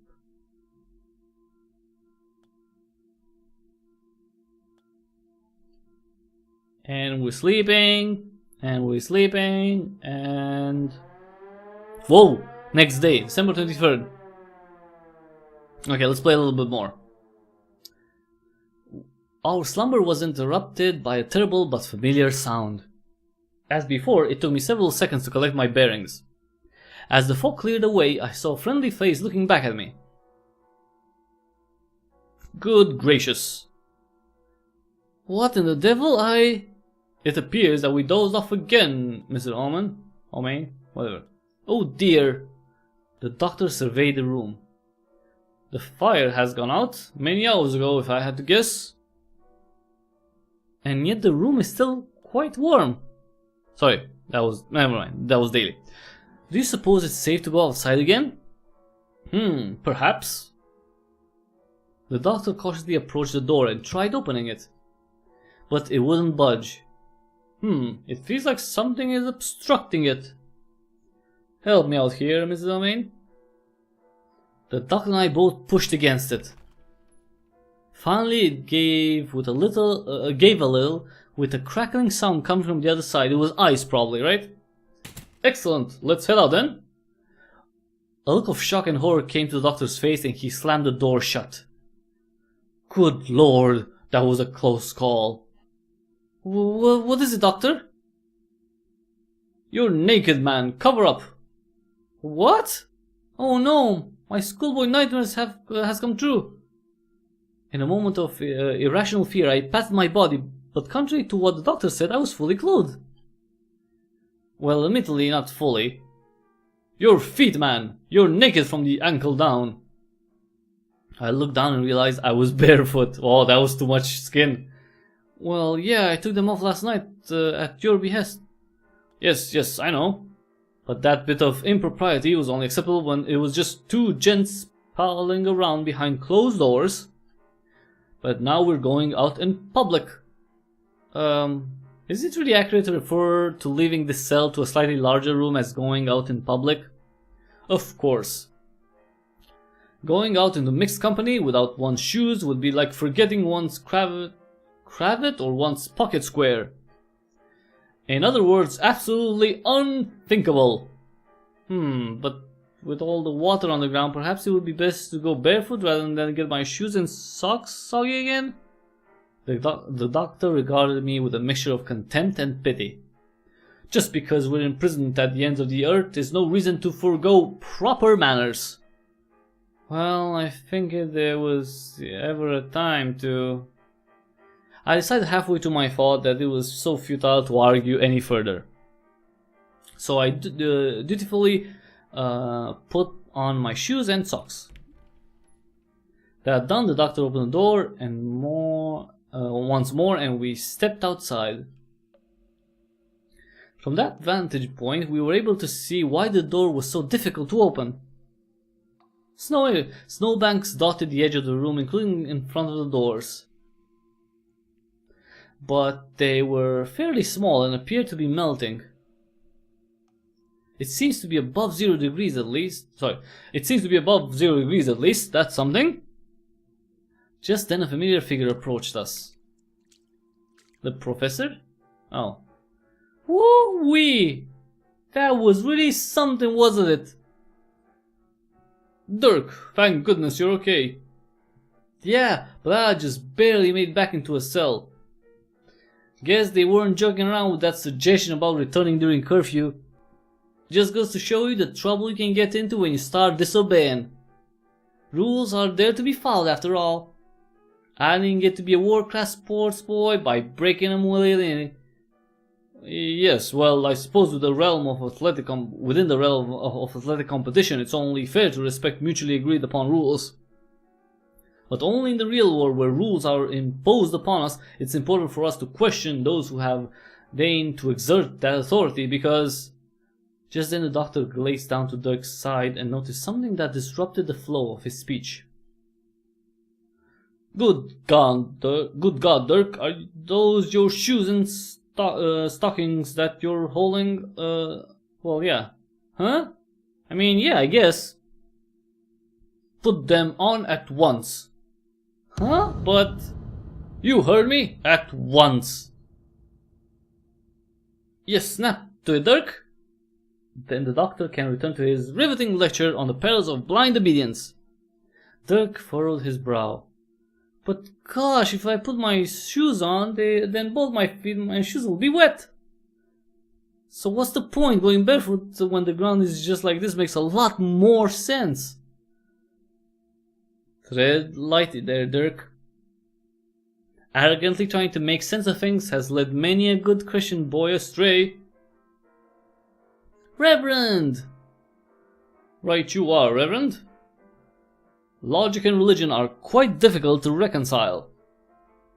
Hey, there you go, this man gets it. The Lord works in mysterious ways after all. It is not our place to presume to understand His will based on nothing more than our fallible senses. That's not exactly what I meant, but... Well, I surely wouldn't do that, Rev. I'm on Team God, and that way to the end. But you are, Dirk? Because I have to wonder if your sense of bodily shame isn't sufficiently robust. It isn't? The good Lord surely is going to look favorably on a young boy sinfully brandishing about his naked tootsies. I'll tell you that. Oh no, of course he wouldn't. Just put the freaking shoes back on, man. So, just to be clear here, God wants me to put on my shoes? Yes. Okay, that's all I need to know. With that, Dirk dropped down and began putting on his shoes and socks. While all of that was going on, a shadow of a girl crept out of the middle cell. Seriously, Anna's really creepy. Allie, was it? Anna. Ah, yes, Anna. I'm pleased to see that you... Why am I wasting my breath? She can't understand me anyway. Behind her glided out another familiar figure. Ahem. Oh, Professor, seems like you survived as well. That's nice. Yes, I'm glad to see you're unharmed as well, Doctor. Professor, am I mistaken, or are you a bit taller since I saw you last? I wish. Unfortunately, I'm fairly certain I finished growing years ago. Ah, I'm inclined to agree. Looks like you gained a good inch. Well, I think I found the explanation, gentlemen. The doctor pointed down to her feet. As always, the professor was floating atop the water surface on her wooden clogs. It appears that the water has risen a bit. What? Oh. Well, I for one could get used to this. A little bit of extra height might help me get a bit more seriously. Be taken a bit more seriously. Whoopsie! The professor lost her balance and plopped down into the water. She stood up again with a blush. Or maybe not. You know, this is the same reason I don't wear high heels. So what on earth do you all make of that horrible spectacle yesterday? The Reverend's beaming face eroded into a look far more serious. Well, I'd say it's pretty obvious what it was. Oh, is it? Well, certainly, just think about it. Deafening, thunderous clamor, the ferocious, terrifying tempest, bright, blinding light from above. If that wasn't God sending us a sign after sign, I don't know what it was. Oh dear. We're lucky he didn't smite us all right there and then. Oh my gosh, thank goodness he's so merciful. Yes, what a chap. Now is the time to repent, if ever there was one. To really prove to God the depths of our devotion. Yes, and what better way to do that than monetarily, right, Reverend? Golly, now you're finally getting it, Doc. You know, I'm finding it profoundly irksome that how impervious Americans are to sarcasm. A dark look spread across the Reverend's face. No, you misunderstand me, Doctor. I really think that really was a sign. A dire warning from above. Yes, a sign, just like all those other signs you always mention on your weekly telegram address. The Reverend seemed to snap out of it, and the friendly look returned to his face. That's right, Mr. Ullman. Just as real and genuine as all the other signs I said I've seen before. Right. Just then Dirk leapt up. Okay, got right with God and regards to my feet, Reverend. Were you tying your shoes that entire time? And yet somehow your lacework still looks a bit sloppy and loose, Dirk. Cleanliness is next to godliness, you know. Golly, sorry about that, Reverend. I'm not good at tying lacy type shoes. Usually my trainers do that for me. Have you ever considered clogs, Dirk? Okay, let's not take it to that absurd extreme. So, Professor, the Reverend supposed that yesterday's events were a warning shot from God. What do you think? Any alternate theories? Yes, I thought about it last night and I did come up with something. Do you see those shutters that line to the edges of the roof? It appears to me that they are designed to open up. I'll admit, with all the chaos yesterday, I didn't actually observe they opened or not. But if they did, that would have accounted for the bright light, especially when you factor in Antarctica's 24-hour day. Okay, well, how do you account for the tempest then? Well, the air outside of this facility would be frigidly cold since we are at the South Pole and all. If those overhead shutters opened, the massive temperature difference would have caused the warm air inside this facility to rush to escape. This would happen in a huge upwards whoosh. Hot, rising air is a key component in the formation of tornadoes, and what we experienced surely felt an awful lot like that. Well then, how do you explain terrible noise and rumbling? Oh, I guess I can't. The Reverend smiled smugly. Well, there you go then. Alright, score 1 for the Reverend. You two were made for each other, I have to say. Well, I'll say this, regardless of the cause of yesterday's events, I for one don't disregard the curfew siren again. Won't disregard. That's for sure, yeah, because you have to just run back. Amen to that, brother. It is pretty astounding that we made it through the night unscathed. Yes, well, except for Miss Bordeaux, of course. But I don't expect to see her walking about anytime soon. Why is that? Well, obviously people in a coma generally don't get out of bed or... Don't tell me you believe that those stereotypes about actresses spending most of our working hours on our backs? Ooh. She woke up! Because I can assure you that's only partially true. Hello? What's Dr. Darley? The doctor's mouth was agape, his face frozen in a look of shock. He seemed more surprised by the sight of Miss Bordeaux than anything else that had happened during the whole crazy ordeal. Mademoiselle Bordeaux, I can't believe my eyes! Ah yes, magnifique! That is a reaction I like to see when a man first meets me. But please, call me Justine.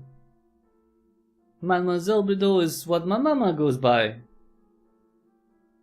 Wouldn't your mother go by Madame Bordeaux? Justine eyed me coyly. Oh no, mama preferred Mademoiselle because she thought it made her seem younger. Plus her mental state was a bit... complique, if you can catch my drift. Okay, wait, I'm confused. No surprise there. Doc, I thought you said Justine would never recover without treatment. Oh, yes, you said something about staking your reputation on it, if memory serves. Yes, well, something doesn't add up here. There must be a reasonable explanation. Yes, there is indeed. You made a mistake. The doctor waved his hand dismissively. No, I had a reasonable explanation. I said a reasonable explanation, not an outlandish, unlikely, absurd, entirely impossible one. Okay, then what else could it be? Well...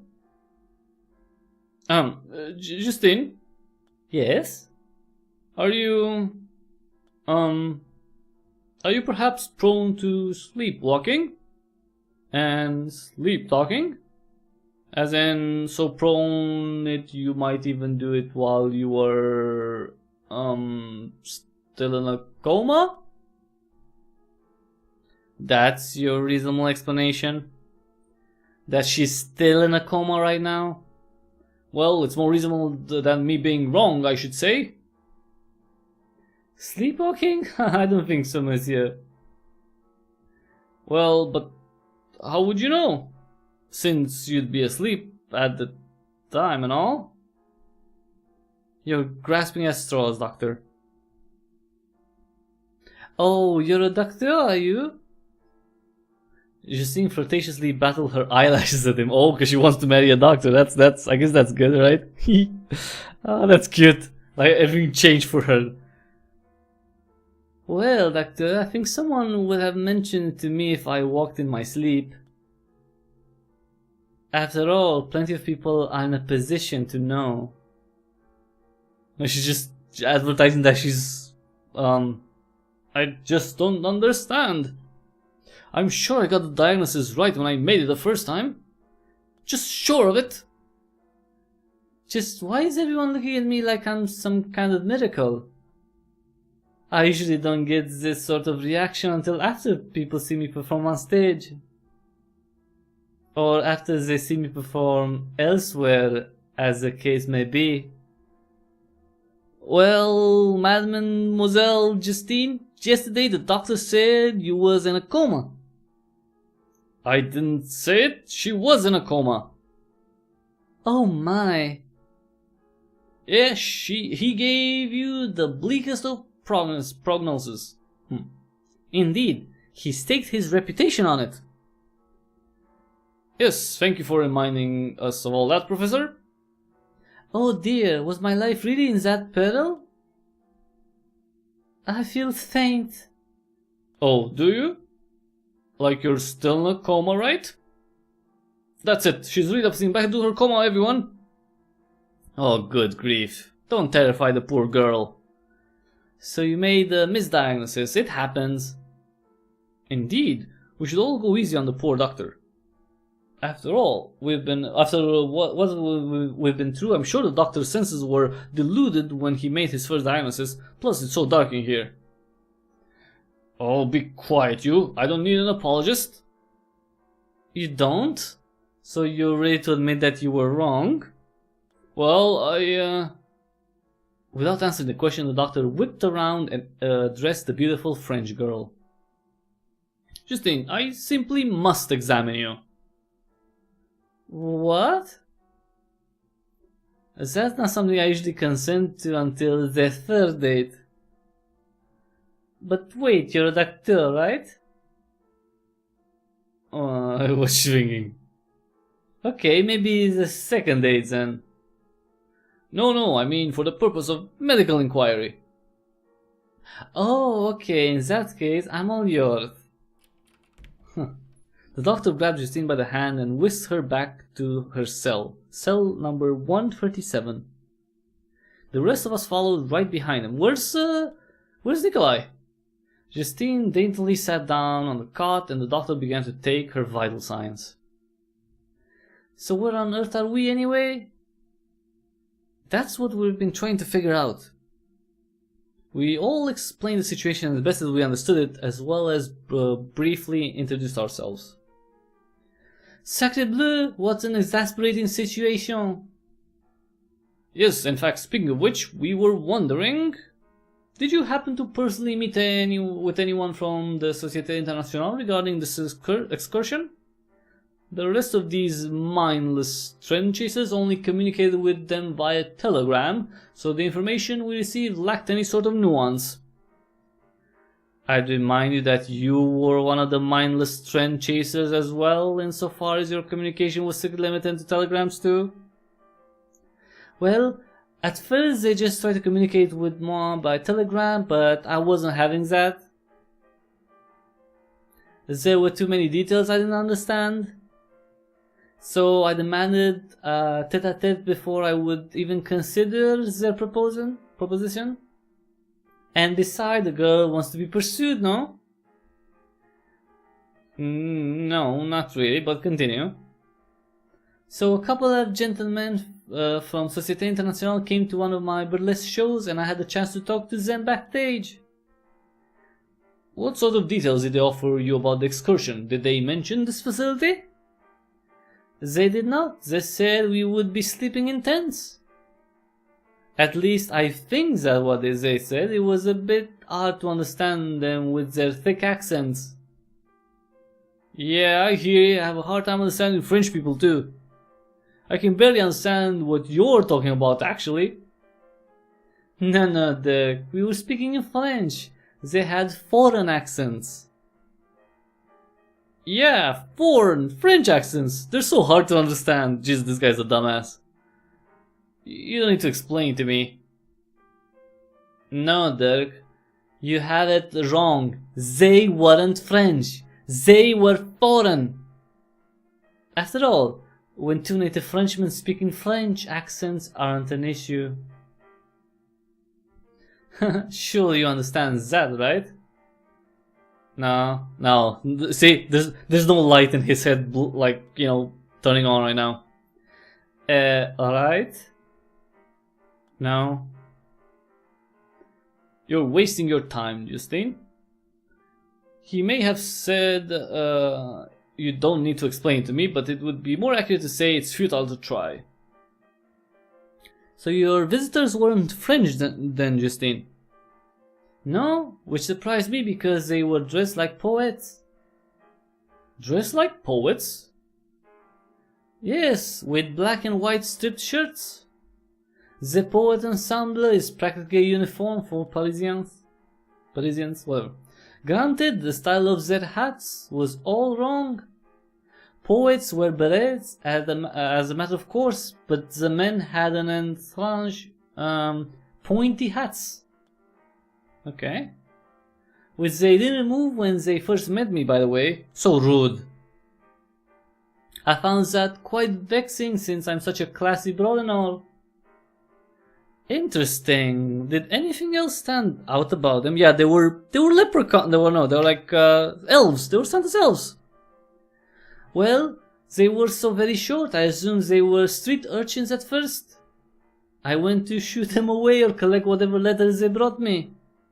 That was before I noticed their beards. Bearded midget poets? Just the sort of depravity I'd expect from Europe. Where were they from? Were you able to place their accents? No, I'm sorry, they weren't familiar. Something doesn't add up. What is it, Doctor? Just think about it, Mr. Romain. The Société Internationale is an organization devoted to international understanding and global harmony. That said, it's also French, with a characteristic French sense of snooty nationalistic pride. Yes, a bit ironic, isn't it? I find it difficult to envision a scenario in which they would send weird foreign midgets as representatives to one of France's greatest stars. Especially in their hometown of Paris, no less. So, what are you suggesting, Doctor? Well, I'd hazard a guess that the men who visited Justine weren't from Société Internationale at all. They must have been imposters. And if that's the case, that calls the veracity of the initial telegram into suspicion as well. Justine, do you remember the contents of the telegram? It said something like you are invited to participate in the elite trials? That's exactly how my telegram started too. What else did it say? Hi, hello. yeah, Lars, hi. Thanks for coming. Yeah, I had to play one of your games on, because I really liked, the case of deboned children, and, I thought this one would be maybe better suited for a live stream since it's a bigger game. I'm really liking it. It's hard to do all the freaking voices. Other than that, I like it. And it's that, subdued humor that I really like. The style, the visual, I really like your work. So I had to do something. Something. Pardon, I had a hard time understanding it all. I don't understand Morse code very well, and on top of that, my English isn't so good. Wait a minute, am I understanding you correctly? Are you saying that the Société Internationale, a Paris-based French organization, wrote to you, a Paris-based French woman, in English? Oh, oui, is that part of the reason I wanted to talk to them in person, to clarify some of the things I didn't understand? What's he looking at? Like, okay, never mind. Never mind. Yeah, he's checking her. But I guess it's a bit étrange how now that you mention it, it's étrange, strange, probably. I think that's. Oh dear. So the initial telegram must have been the work of imposters as well. And if that's the case, given the similar language in the telegram she received and the ones we got, our telegrams were probably the work of the same imposters. So what are you saying? Dirk, it seems more and more likely that this entire excursion wasn't organized by the Société Internationale at all. Instead, it appears to be a telegram fraud perpetrated by an unknown foreign entity with obscure, possibly nefarious motives. Oh, okay. I'd hear French people had an odd sense of humor, but would get pretty tired. Yeah, it does get pretty tired, but it's nice to play around with voices. No, it's not that. It's the doctor. What's he touching? He was tickling my little pinkies. Oh! Be careful, doctor. That spot between my toes is a bit tender. Cause that's where she's injecting the heroin. Oh, my apologies, my dear. Having concluded his examination, the doctor stood up. Well, that is reassuring. Oh, she's not in a coma anymore, doctor. Good news about Justine's diagnosis? Misdiagnosis, you mean? What? Oh no, I was talking about the whole telegram issue. This just further goes to prove just how awful the technology is. Oh my god, just leave it to the rest. Telegrams are here to stay for, like, 50 more years. Remember, Mr. Romain? I was talking about it just last night. You do realize that only means our situation is all the more precarious, right? You don't have to sound so happy about it. And anyway, what about Justine, doctor? What's her prognosis? She's fine. Yesterday you didn't give her a sliver of a chance. Oh dear, is that true? Then what do you say today, doctor? The doctor stood in solemn contemplation. Really? His face was stamped with a grim expression. Come on, think about it, what you gonna say? After a long, pregnant pause, he finally spoke. Ah yes, about that matter. I don't know how to say this, but I'm afraid the news couldn't be worse. Oh no, you don't mean... Yes, I'm afraid I do. My initial diagnosis was wrong, right? The doctor bit his lip. Oh yeah, he's gonna say it. Wrong, exactly. Yeah, he said it finally. He said it. Good. Huh? Okay, oh, wait. Oh. Huh? Come again? Yes, it's true. But I don't understand. Your initial diagnosis was that Justine was going to die. Yes. And that diagnosis was wrong. The doctor grimaced. Yeah. Yes, obviously. So I'm going to live? I'm afraid so. Well, how do you say I'm afraid so? Come on. She's like a young woman. How can you say I'm afraid so? Jesus. I wish it was otherwise, but I can't come to no other conclusion. Oh, she's actually fine. He's okay. He's afraid, but anyway, whatever. That's just such an ego on this doctor. Seriously, you're fit as a fiddle. But that's great. Is it though? I don't think you understand. I was wrong. Well, sure. But surely that's a good thing, seeing as how Justine is going to live. Well, I suppose there's a small silver lining. How is that? How is someone living a small silver lining? Jeez. The nerve on this guy. Oh, don't look so glum, doctor. Remember you were right about how awful telegrams are? What with all us being lured into this terrible Arctic prison? Don't try to cheer me up. You know, Doc, maybe you weren't wrong about Justine after all. Oh? How's that? The doctor, desperate for validation, was unusually receptive to hearing Dirk out. Well, it was probably just a miracle from God. Right, exactly. I was praying yesterday and all. The look of cautious optimism on the doctor's face dissolved. Yes, Dirk, maybe God healed her. Thanks for that. I'll have to start taking the potential of divine intervention into consideration when I make my diagnosis from now on. Glad to help. Ah, splendid, plausible theory, Dirk. But I'm not so sure that God would intervene on behalf of this inadequately attired young lady. You have a problem with my dress, Reverend? Most men seem to like it.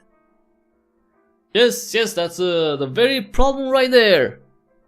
Why, you're more alluring than a bucket filled with snakes and apples. What? Snakes and apples? It's the duty of every good Christian woman to shamefully cover the body that God gave her, so that good Christian men are less likely to cover. No, you know what? Sorry. I think you're... Okay, I think the good Reverend is confusing religions.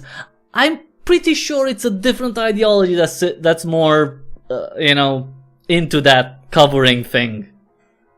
Less like that. I'm sure there's another. It's not Christianity. Just try again, Reverend. Try one more time. Don't go so far back in history. Just a little closer. Jesus. I don't like the Reverend anymore. I mean, I don't like him. No. He's lying. He's misrepresenting the faith, basically. Yeah, but she's just gotta be a good Christian. She's super successful. She is? Yup, and as rich as a Rockefeller. Well, perhaps I was a bit hasty. Well, that was a quick turnabout. Yes, if he flipped any faster, he would have gotten whiplash. Would you be interested in discussing how you might materially symbolize your commitment to clean living, Justine? Perhaps later. For now I'm just so happy I'm not going to die. What a load off my mind. Grey skies have finally cleared up. Tra-la-la-la-la. Anyway, I'm famished. What is there to eat around here? Yeah, about that. I'm afraid there's no food. No food? Oh well, I suppose I can live without food. As a medical professional, I might have to disagree with you there. There is at least wine, no? Well, there's water on the ground. A look of disgust just came across Justine's face. Mon Dieu. Yes, highly unsanitary. Oh no, it wasn't the ground part that disgusted me. It was the part about it being water. I can't even remember the last time I drank water. Like all French children, I went straight from breast to the bottle at the age of 5.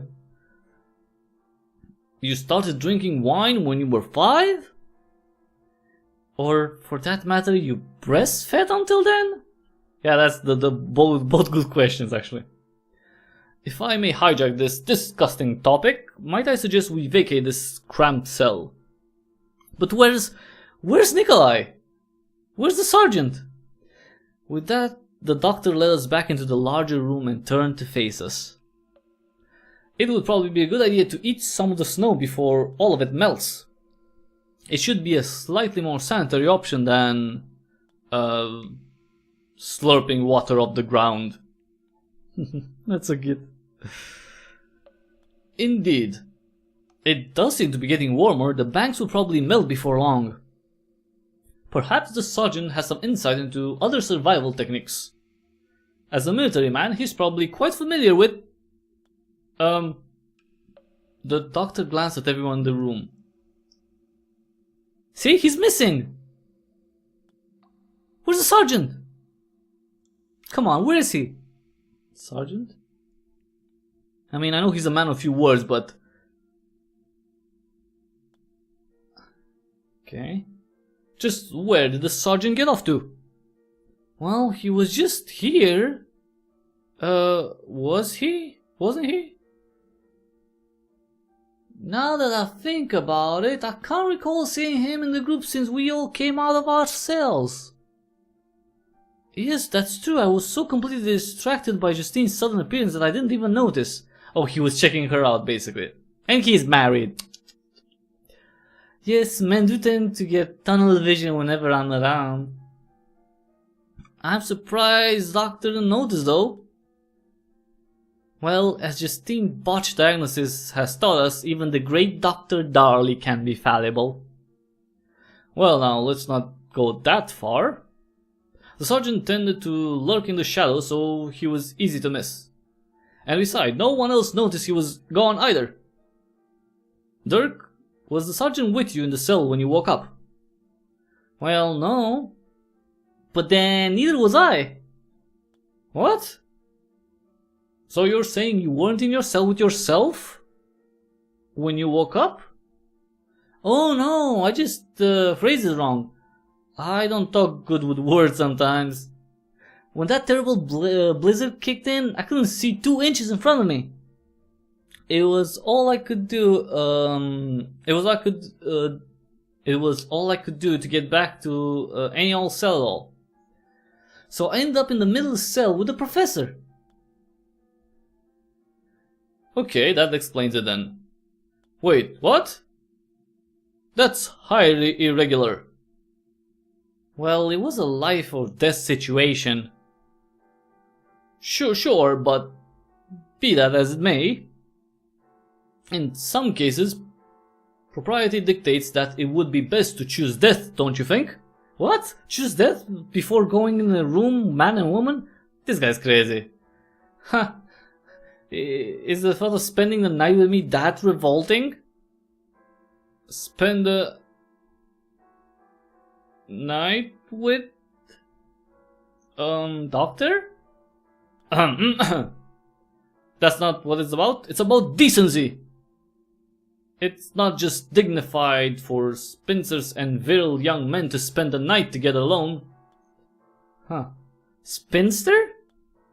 Yeah, she's a spinster. What are you calling a spinster?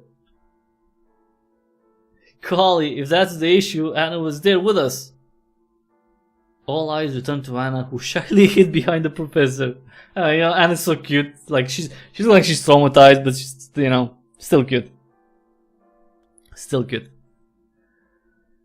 Good grief, enough of this nonsense. So, where did everyone else end up? I managed to return to the same cell I was in before, number 139. And then the doctor and I returned to our old cell as well, 140. I woke up in this cell where the doctor examined me, number 137. Well then, that leaves only one cell unaccounted for. 136. Cell number 136, the cell that Dirk and the sergeant woke up on the first day. With trepidation, we opened the door and went inside. This is distressing. What's that? Look, the bucket is still filled with coal. The fire was never lit. You're right. It was bitterly freezing cold last night. Even with the fire going and a bunkmate to cuddle up with, I was barely able to stay warm. Bunkmate? Cuddle up? Well, yeah. And of course, we slept in the same bed since we were the only two cots. There were only two cots. Oh yes, of course. The sergeant certainly didn't spend the night here. A survivalist like him surely would have lit the fire first and foremost. Yes, but it does appear that someone was in this room. Huh? What do you mean? Look. We all turned towards the door and were surprised to see that the designation panel was open. Interesting. And the key was inserted into the keyhole in the slot next to the sergeant's name. The sergeant did it! Maybe. What in the world? Did someone designate him? How about that? Dirk grabbed for the key. So how do you get this out? You just turn it? No, Dirk, it's already in the unlocked position. But it was too late. Dirk has already turned the key before the doctor's warning registered. Dirk, you just designated the sergeant. I did? Never mind, I take it back. Dirk tried to remove the key, but it was firmly locked into place. Okay, so no one was designated then. I assume the locking mechanism will release it when the next curfew period ends. Yes, recall what the rule says. Oh yeah, actually no, so maybe the sergeant did this or someone else? The professor pointed to the instructions on the side of the panel. A key used for a designation will remain locked in place until the end of the following curfew period. After that, the key will unlock and be usable again. Well, whatever, it doesn't matter. Like I was saying before, designation is just a big laugh. It doesn't mean anything. Just then we heard a loud mechanical bell. Oh, that's new. Or maybe it does after all? Oh no, it's curfew again. Quick, close the door. Hold up there, Mr. Holman. That's a different sound than the curfew siren. It came from the green cone. We all went out to investigate, so that I think that bar is filling up at the base. The bell at the very top of the cone was still reverberating slightly. Just then, the bottommost ball on the star-shaped ornament opened up. A moment later, it snapped shut again. What on earth is that about? It appears that those balls contain a small hinge compartment, yeah, with maybe a little like fluid or something, or a ball or something. And at the end of the copper wire, you know, there are like 6 slots. And as people are designated, those slots fill up. But I don't know why it opened. It appeared to be empty. Yes, but I suppose it had something in it. It would have perfectly fit the small ball. Okay, so this small ball fell. A released ball would fall into the funnel at the top, and then follow this track to the bottom, where it would stop at the hopper down here. The doctor went over to the hopper to investigate. And there it is, yeah! A bit of stray snow had collected in it, so the doctor dusted it off. See, there's the ball, Nikolai! With the snow gone, we could now see that the hopper had a ball in it. and the name written on it was Sergeant Nikolai von Krikol. So when you turn the key on the designation panel, the bell rings, then releases the corresponding ball down this rail system to the hopper below. I guess that clears up the purpose of this device. It keeps track of who was designated. Huh, that seems unnecessarily elaborate. Dirk, how could you designate the sergeant like that? But because he's already gone. Gosh, sorry about that. I know not what I do after all. Actually, it's pretty clear the sergeant was designated last night. Oh? What makes you say that? The hopper was covered in snow. The ball must have been there for some time. If anything, Dirk simply redesignated the sergeant. You know, now that I think about it, that ringing sound just now, I reckon I heard that sound before. Wait, of course, last night. It was just after the doctor and I returned to our cell. It was muffled, but I heard that same bell to the door. But, so, the sergeant designated himself, that's the only explanation. That must have been when the sergeant was first designated. So, where's the sergeant now? Well, look at the rules here. Designated players will be removed during the curfew period. I suppose he was... removed? True, after all, he's not in any of the cells. Yes, but actually there's still one other possibility. Huh? What was that? The doctor paused. There are still several snowbanks around the corners of the main room that we hadn't sifted through. Good lord, doctor, are you seriously suggesting? A grim look spread across the doctor's face. All the men, let's check the snowbanks for him. All the men, what outdated nonsense. That's true. We women are just as capable as anything a man could do. Yeah, we can search for dead bodies with the best of them, right, Justine? Oh, is that what they are doing? I wasn't really paying attention. Perhaps we leave it to them, no? The professor's eyes narrowed.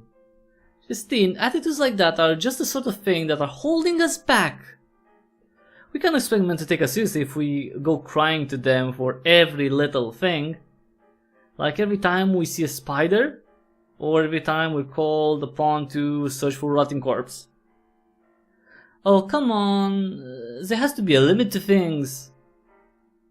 I'm all for gender equality, but not if it means having to open my own doors or pay my meals. That's also not in line with the period, but at least this one makes sense. I haven't done that since I was 13. That's not the world I want to live in. Yeah, patriarchy, right? What? Are you trying to tell me that men have opened every door for you all those years? Well, it hasn't been that many years. And anyhow, that's just the way things are. Not for me. I open my own doors all the time. Yeah, 'cause you're ugly. Well, maybe if you just wore a bit more makeup and undid a few more buttons on your blouse, you'd never have to touch another doorknob ever again. What? So avoiding doorknobs is something I should exchange my dignity for? Yeah, dignity, right. That's empowerment, you stuck up whatever. And you call yourself a professor. Well, you never know what kind of disgusting person touched that doorknob. So wear gloves if it concerns you that much. I swear I don't understand how... We're finished. Well, what? We searched the entire room while you girls were bickering. First off, we're not girls, and second of all, we weren't bickering. We were two adult women having a serious discussion about sexual politics and the importance of re-evaluating outdated gender roles. My god, I really didn't think that, this would be like a gender studies thing, but anyway, that's... oh, you big strong men, my heroes! Vous êtes formidable. Oh. Yeah, she's just, you know, bitter. See, that's the, like, everyone, bitter, just bitterness, pure bitterness. No. Yes, well, anyway, if you two adult women are done, I'll tell you what we discovered. That being, nothing. All we could find were those little boxes that our keys came in, and the lining that covered the green cone. Or at least what remained of them. The Rapture Blizzard wasn't too kind of them. Yeah, the search of this room was a total bust. Do you think we should move our search to the generator wedge and exit? Well, sure, of course, that'd be great. If the door leading to it weren't locked. Oh yeah, I guess I forgot to mention. It's unlocked now. What? Since when? Well, I don't know about that. I just bumped against the door when I was searching over there and I noticed it was a bit loose, so... And you didn't think that would be information would be interested in? Oh no, I thought you'd be interested. That's why I'm telling you now. Will you boys stop bickering? Let's just check it out. Hey, we weren't bickering. And I'm not a boy, I'm a man. But the professor paid them no mind as she had already made her way over to the door. She tentatively tried the handle. Oh my gosh, it actually opened! We rushed in to investigate. Okay, let's see what's left in here and then we'll go. The door led into a dark, narrow hallway with another door immediately in front of us. Even in the low light, we could still make out a placard that said Exit, Wedge 1. Huh. To our right, the hallway terminated at a dead end. Not that we were too troubled by it, because something else immediately gave us cause for hope. Huh? Well, how about that? The exit! How nice that we were able to find it so easily. Yes. A bit anticlimactic, though. The door to the exit just randomly unlocked. Not very satisfying, narratively speaking. Gosh, who cares about that? People who care about narrative, duh. Obviously you don't care about narrative. Oh, actually, you care about narrative, only when this suits your agenda. Anyway.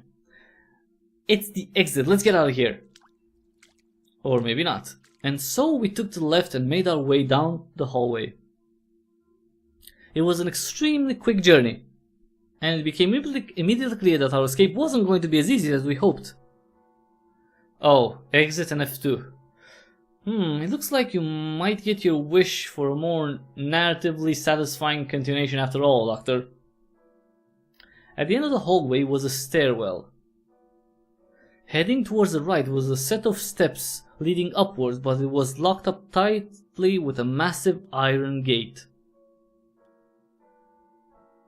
Another set of stairs went down, but they were completely flooded. Oh, great.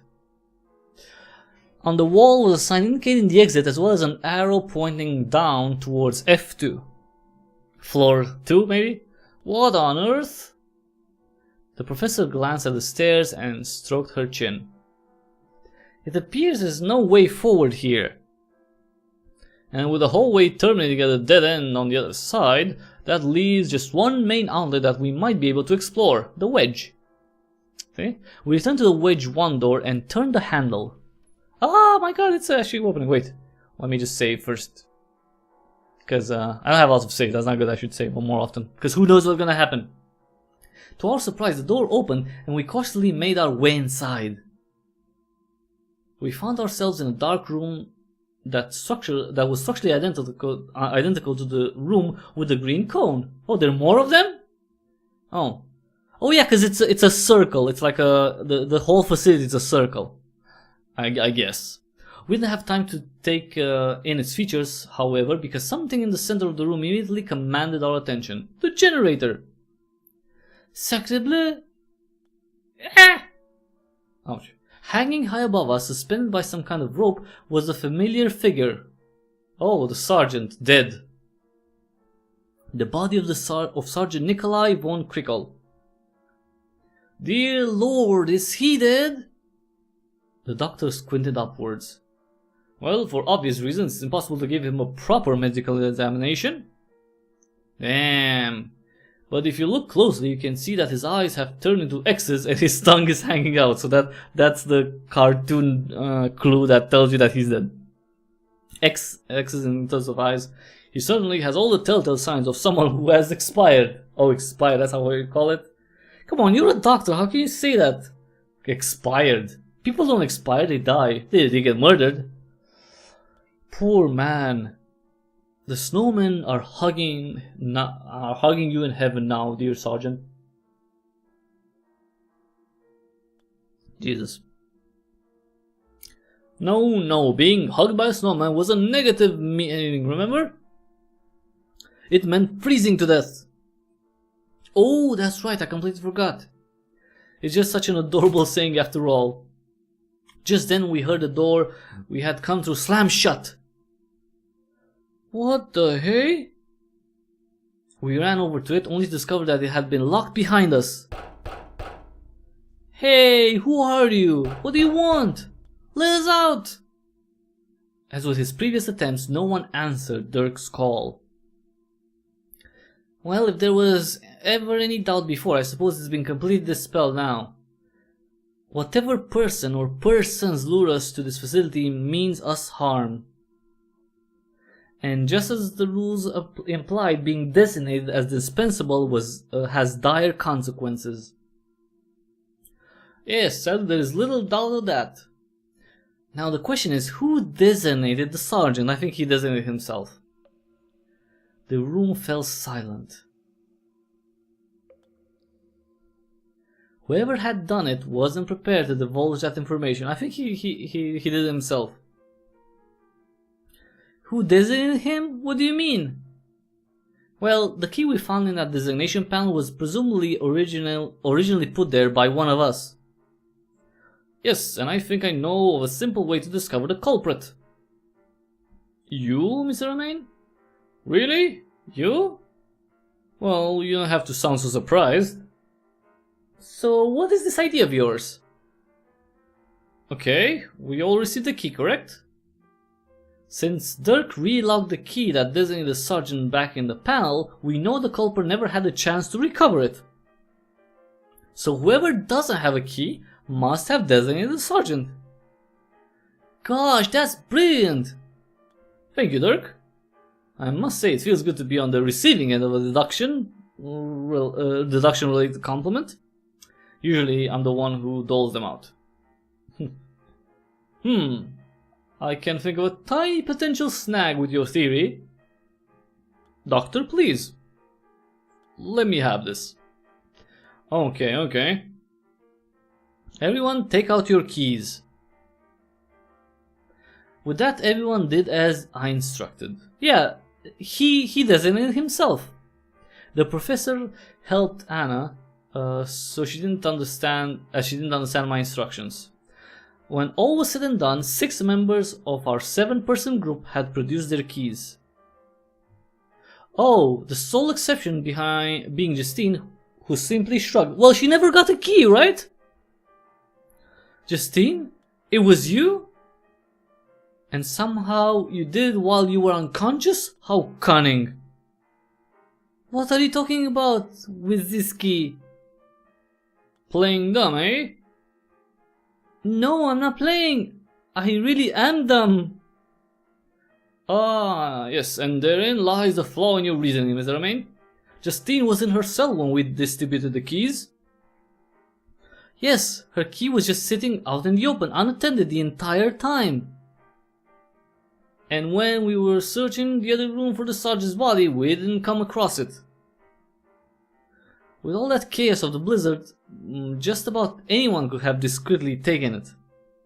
In fact, that's almost certainly why we all have our keys now, except for Justine. Someone probably used her key and kept their own. Yeah, or vice versa. You mean use their keys and kept hers? Sure. Okay. Not that would actually change anything, but they could have also used the sergeant's key. Yes, I suppose that's technically correct as well. But if there's one person among us who wouldn't have let someone steal their key, I think it would have been him. I suspect that the 8th and final key is still on his person. The doctor looked up at the sergeant's body strung high above us. Although I suppose that's impossible to confirm. Well, the next question might be, who doesn't have an alibi? Everyone slowly turned towards the Reverend. Oh goodness gracious, surely you don't suspect little old me? Well, you were the only person who was alone last night. Well, what possible motive would I have? Yeah, he wanted to designate Justine, remember? Thank you, Dirk, but once again that doesn't really help my case. What? You wanted to have me strung up like that? You are a monster! No, you misunderstand me, we didn't even know what designation meant at the time. And anyway, I would never seek to punish you for your wicked ways. Jesus, that's God's job after all. Besides, when it came to motives, Dirk would be the most likely suspect. What? Why me? Well, you did just have an argument with Sergeant before curfew started, during which you said quite threatening things. Yes, you mentioned something about being aggressive when you don't have your medicine. A bit ominous, that. Well, what of it? I got one of those, alibis. I got an alibi. I was with the prof all night. Don't blame me just because you're jealous of that. What? What are you talking about? Why would I be jealous? I had a sleeping companion too, after all. Mr. Romaine was with me. Ah, so you'd rather sleep with Mr. Romaine than the prof then? Ooh, snap. Oh, good grief, enough bickering. I should have never brought the subject up. With the missing key and that horrible blizzard, things were just too chaotic to draw any firm conclusion. Yes, and in any event, as the Reverend pointed out, none of us really knew what designation entailed at the time. Some of us had our suspicions, but I doubt whoever designated him would have imagined it would end like that. Yeah. I agree, arguing about it and raking each other over the coals isn't likely to solve anything. For now, we have access to a whole other section of this facility. I suggest we make good use of our time and investigate. Yeah, maybe we can find a way out of this place. Very well, let's get to it then. The design of the new space was almost identical to the room we had come from, with the same narrow trapezoid design. There were a few key differences, however. It was considerably darker for one and lacked the green cone. Along the shortest wall was a large generator that appeared to be working over time. It also contained gauges and dials that seemed to be measuring heat and electrical output. As with the green cone room, there were 5 doors along the short wall. These doors were numbered 11 to 15. The door we had entered from had a placard as well. It said exit wedge 8. The door on the far wall had a placard that read wedge 2. It was locked. Unfortunately, we quickly discovered that our options for exploration were even more limited than they were in the green cone room. The 5 doors along the short wall were locked up tightly with large padlocks. Unlike the green cone room, the portal windows were not covered with sheet metal, but instead had pieces of wrapping paper affixed from the inside, making it impossible to look within. There was the sound of sparks coming from the other side and brief flashes of light. This is certainly the most intriguing area. Pity we can't get inside. Maybe we could break the door down? I'm pretty strong after all. Dirk began loudly rattling the middle door. On the middle door. The doctor turned away with an exasperated look. Yes, Dirk, pounding on these reinforced steel doors has worked so well for you in the past. Keep it up. Don't forget to yell as well, as that's also been so effective. Thanks for the tip, Doc. Hey, open up, come on! The doctor walked off in disgust. Oh, for the love of God. He has to be the thickest boy I've ever met in my life. He's impervious to even my laziest, most superficial, sarcastic quips. After a while, Dirk gave up and joined the doctor with a dejected look on his face. Aw, shucks, you're right, Doc. I wasn't able to even make a dent in the door. Really, what a surprise. All I was able to do was knock that wrapping paper off. You did what? That actually helps us, well done. We all crowded around the portal window and peered inside. Ooh, what's inside? Even with the wrapping paper dislodged, it was still difficult to get a sense of the space on the other side, so that's another... The portal window was filthy for one, and the room wasn't lit by conventional means. But periodic sparks provided brief glimpses. And by peering in at different angles, we were able to glean some senses of what was inside. Unlike our compartmentalized cells, all 5 doors seem to lead into one long room. Electronic gizmos do that, and woozy whatsits filled every corner. What in the world is all that? It appears to be massive batteries. I suppose they're what are powering this place. But I have to say, I've never seen anything like it.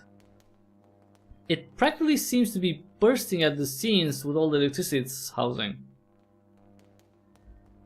But if the batteries are here, then why is the generator way over there? I wonder. With that, the professor absentmindedly wandered in the direction of Sargent's body.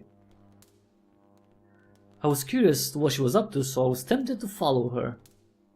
But just then, something else wrestled away my attention. What's that off the side then? Is that... telegraphy equipment. Oh, maybe that's where they send the telegrams from. Did you say telegraphy equipment? Oh boy! That was all I need to hear! It was difficult to make out, but off to the extreme right side there was indeed an electronics workshop. Bits and pieces of various electric gizmos were strewn together. Strewn everywhere. Among that were several candy cane rods and decorations in various states of repair. Because this is Santa's workshop. Do you know what all this stuff is? It is indeed telegraphy equipment, but it appears to be of a rather unique design. I can't make heads or tails of all those diagrams on the wall, but it looks like some of them might describe sound waves. Let me save. Save, okay. Indeed, truly fascinating stuff. I would probably have chosen a less enthusiastic adjective, but it is quite unusual to be sure. As a world-class psychic, I knew that now was my moment to shine. So tell me, Doctor, what do you make of this place? Do you have any startling insight to share? Well, Mr. Romaine, since you asked... No. No? Nope, none. Are you sure? Because we've seen many strange things. The sorts of things that might make a brilliant doctor come to astounding conclusions to be surprised awe of this trusted assistant. Okay. Nope, nothing like that. Oh, okay then. Wow, such pretty blue sparks. Yeah, they sure are, aren't they? Yes, They almost resemble a fireworks display, don't they? With that, the doctor crowned around the portal window with Justine and Dirk for a better look. So that's it? Was that? Oh, nothing. I was thrown for a loop. This was not the course things usually took. I was all ready to act as a wall for the doctor to bounce ideas off of. I would coax his thought process along with well-timed questions. He'd respond with fresh new insight during the course of our conversation. I'd throw in brilliant doctor or astounding at opportune moments. And all of that would lead us to an epiphany which would help us chart our course forward. We had a whole routine, but since the doctor seemed unwilling or unable to travel down that well-trod path, I didn't really know what to do with myself. I glanced over and noticed the Reverend, who has been peering in the portal window just moments before. He looked much worse for wear. "Are you okay, Reverend?" Yes, I'm fine, just felt a bit woozy. Must be from the shock of... Reverend? Hang in there, buddy. Dirk immediately swooped in to comfort him. Oh, that's too close, dude. If there's anything I can do, let me know.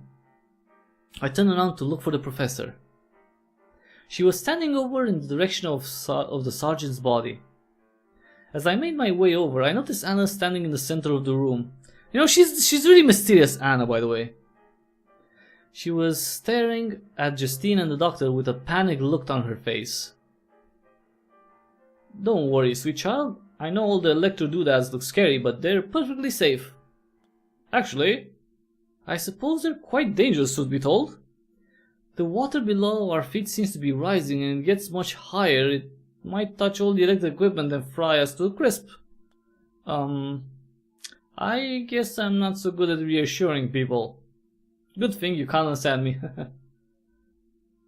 Anna looked at me with frowned a brow. Never mind, carry on then.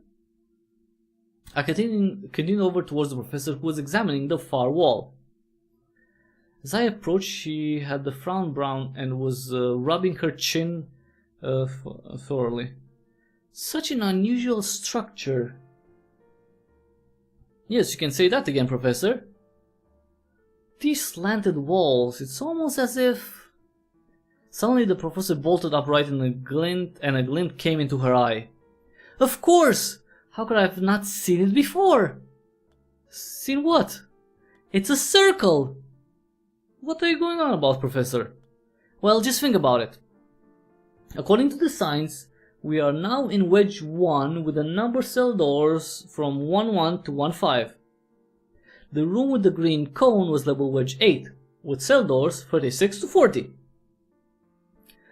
If you consider that, and the way these walls slant, that means they could be arranged in a circular structure that's divided into 8 pie-shaped wedges. Ah, see, exactly, it's a circle. Well, I'll be.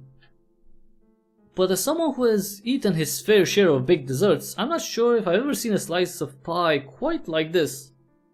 Ah yes, fair enough, the shortest wall is a little out of place, isn't it? If these rooms were perfectly shaped wedges, the short wall wouldn't be there at all. Instead, the two long walls would just come together to form a point.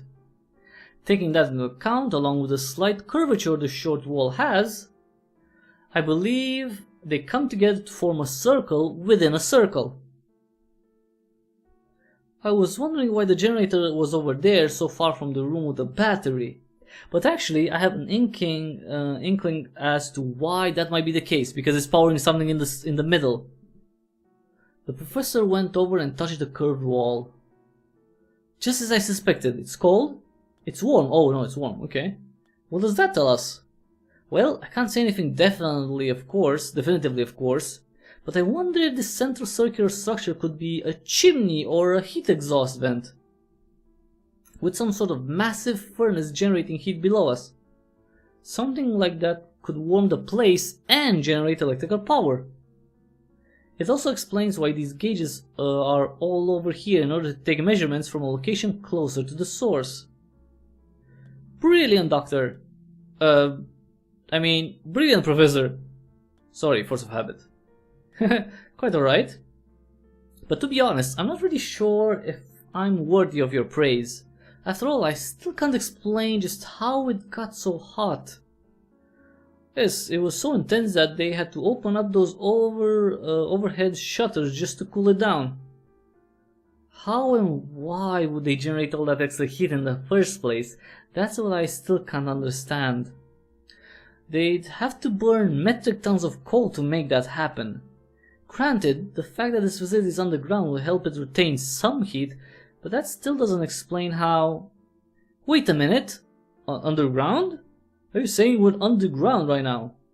Yes, I thought that was obvious. Remember the stairwell?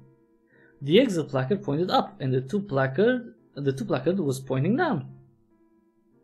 And then there's the fact that all the cells are prefaced with a 1, implying that we're on the first floor. I don't know about you, but I can only think of one scenario for which a second floor would be below the first. Of course, if they were floors of a basement. Exactly. Granted, we're probably just below the surface. Seeing as how the ceiling shutters open to the frigid conditions outside, it might also explain why this room feels so slapdash. Slapdash? Oh, of course. Perhaps the generator was originally set up on the lower floor and they relocated after the flooding. Yes, well played, Mr. Homain. That would explain why the battery room has 5 separate doors that all lead into the same big room, because they weren't there before. It's probably comprised of repurposed cells that had their walls ripped out. Huh. Professor, that's absolutely astounding. I just can't believe that you were able to ascertain so much from so few clues. Yes, she's quite remarkable, isn't she? Ah! I whipped around and noticed the doctor standing there. Doctor, I didn't know you were here. It is quite dark, I suppose. But I heard your entire exchange. Oh, well, great. Well, then you must have some insight in regards to this place as well. This is something you get to discussion, or... No, not really. Not really? The professor is the engineering whiz. I'm just a lowly medical doctor. But perhaps I don't even deserve that title now. The doctor fixed his eyes on Justine, who was the picture of health. That's kinda sad, actually. The doctor sighed sadly and wandered away. You'll have to forgive him, Professor. The doctor can be a bit curt when he descends into a melancholic mood. Ah, yes, such a stark contrast from his usual cheery self. Yes, well, I'm sure the whole situation with Justine escaping the claws of death has rattled his confidence a bit. He's usually a little more animated, like... What? What? He's usually that animated? What? No offense, Mr. Homain, but I find that very hard to believe. Elf! Come again? Elf! The professor, along with everyone else in the room, responded to my masculine shriek by turning to follow my stare. Standing by the now open door was what appeared to be a disgruntled elf. Oh, come on. Hey, elves. Okay. Jesus. Seriously, it's been 3 hours. Okay, let's end. Huh?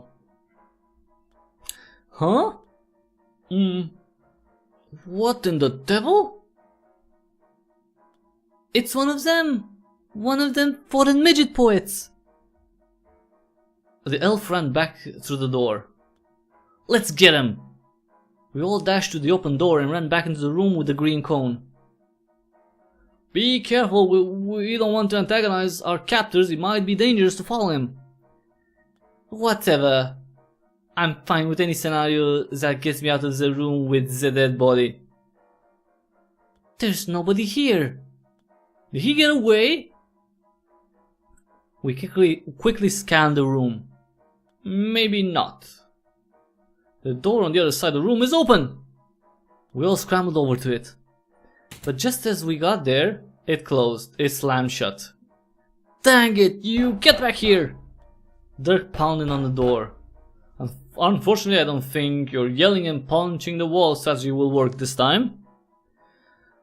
Well, you thought it wouldn't work last time either. You got me there. Okay, carry on then. Dirk did just that. In between his punches, he heard a slam and clicking sound coming from behind us. Okay, they closed them again. We swung around and noticed the door we had entered the room from has just been shut. Dirk sprinted over to check it. It's locked! Damn, they're playing us like fiddles! So I suppose elves are crafty like that. For a moment everyone stood in stunned silence. Finally the doctor spoke. Justine, do you say that little fellow looked like one of the men who visited you in Paris? Yes, in fact, he might have been one of them. Or maybe not. All four midget poet elves look the same to me. Oh dear, is that okay to say? I hope that's not offensive. Setting your bigotry aside, oh my god, shut up with the freaking words. Shut up with the shitty freaking 2017. That really pisses me off. That's like, that really pisses me off. Never. For like 3 hours, lot of yeah. I know. I'm not going to finish it. I'm just. I know. I'm not going to finish it. I know it's longer than that. I just, I want to see what happens. I want to see the elf, and now I'm just pissed off of the freaking word use. Anyway. Thank you, Viju. Why would elves have kidnapped us? Because they're crazy? The Reverend, still looking the worse for wear, spoke. I'm fairly certain that wasn't an elf at all. Are you sure? He had all the telltale signs. Pointy ears, curly shoes, diminutive stature. An affinity for French poet attire. Huh? You're sure aren't military buffs like me. Cause there's one other group that has all the same attributes as that little fellow. Seeing a surgeon strung up in the other room reminded me of it. He looked just like a bureaucracian POW? Wait? Bureaucracian? Like from bureaucracy? Bureaucracian POW, like prisoner of war. What is this POW? WB? It stands for prisoner of war. What about the other fancy word? Kuzawaski? That I don't know, I have to admit.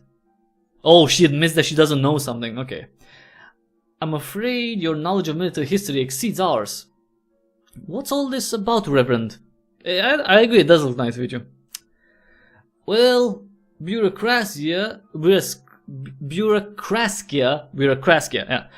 is a small region of the Russian Empire right next to Siberia. It's one of the few parts of Russia where they actually talk English. As we all know, white Christian English speakers are an oppressed minority the world over, and the good people of Bureaucracia are no different. About 15, and that's, never mind. That's to 220. That's to 2010s. Like that type of narrative. It bothers me a little bit. Anyway, about 15 years ago, there was a conflict in the region over workers' rights and such other nonsense. The Russian secret police has known for their poor treatment of the POWs. One of the most common interrogation technique was colloquially known as the floating bunny. How adorable! Now that's an interrogation technique I can get behind. How does it work?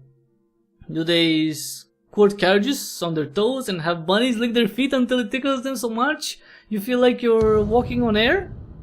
No, it's unspeakable torture. Eek! Eek! Eek! It involved hanging people by their ears for hours at a time. How terrible!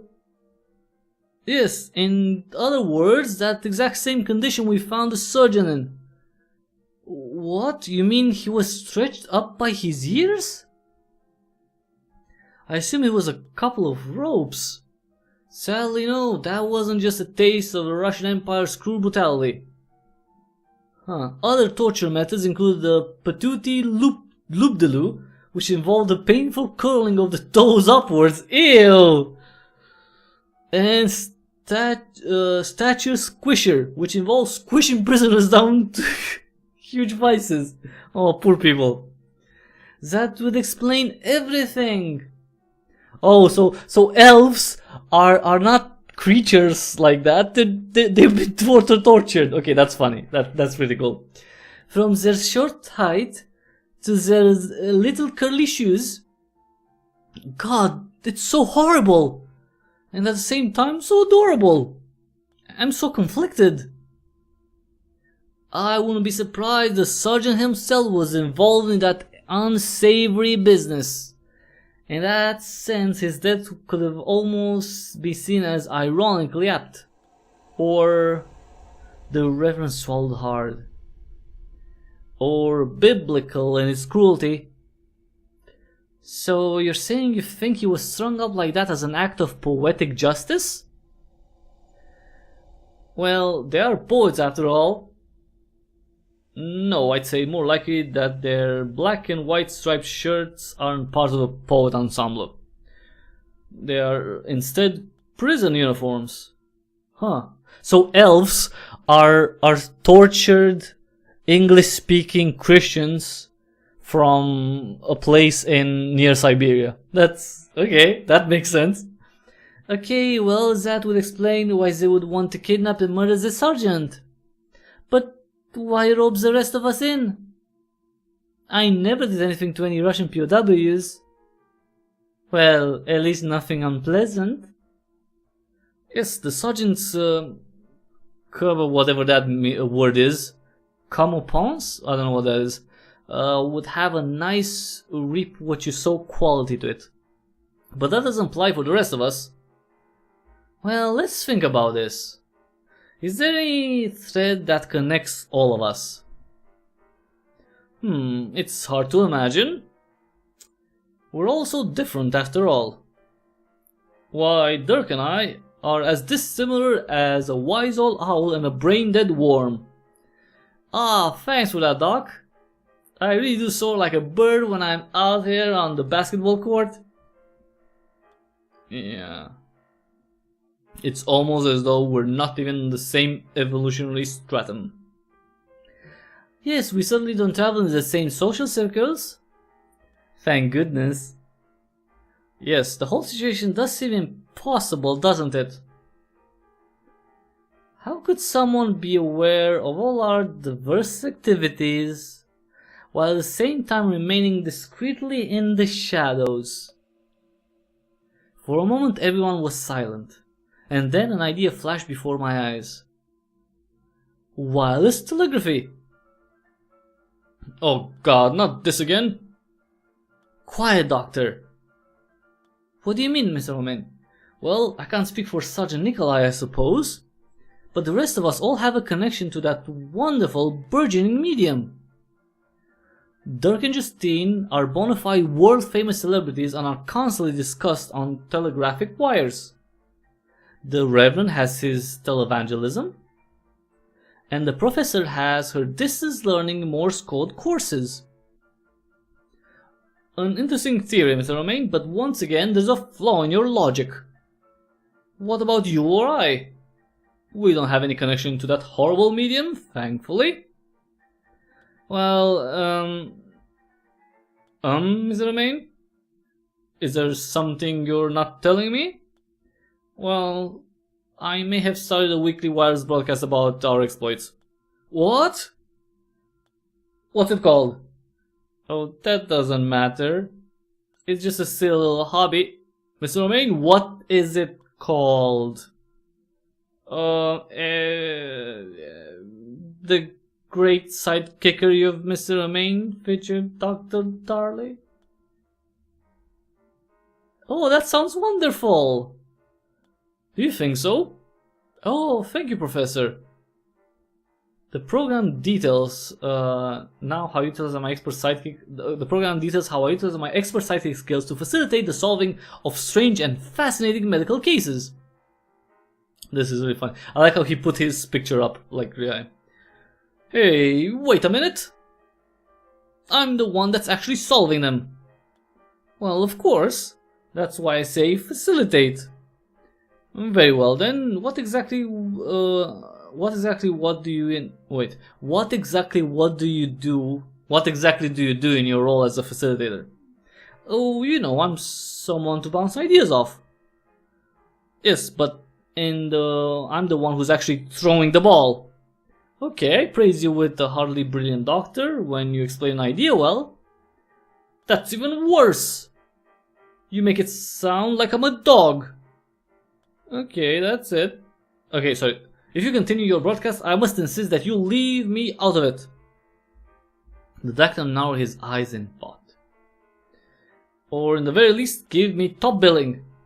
That's a mistake. Yeah, it's okay. There's a lot of text, so... Yes, doctor. The doctor nodded. So basically, okay, see, everyone can be bought. The doctor just said, you know, I just want credit.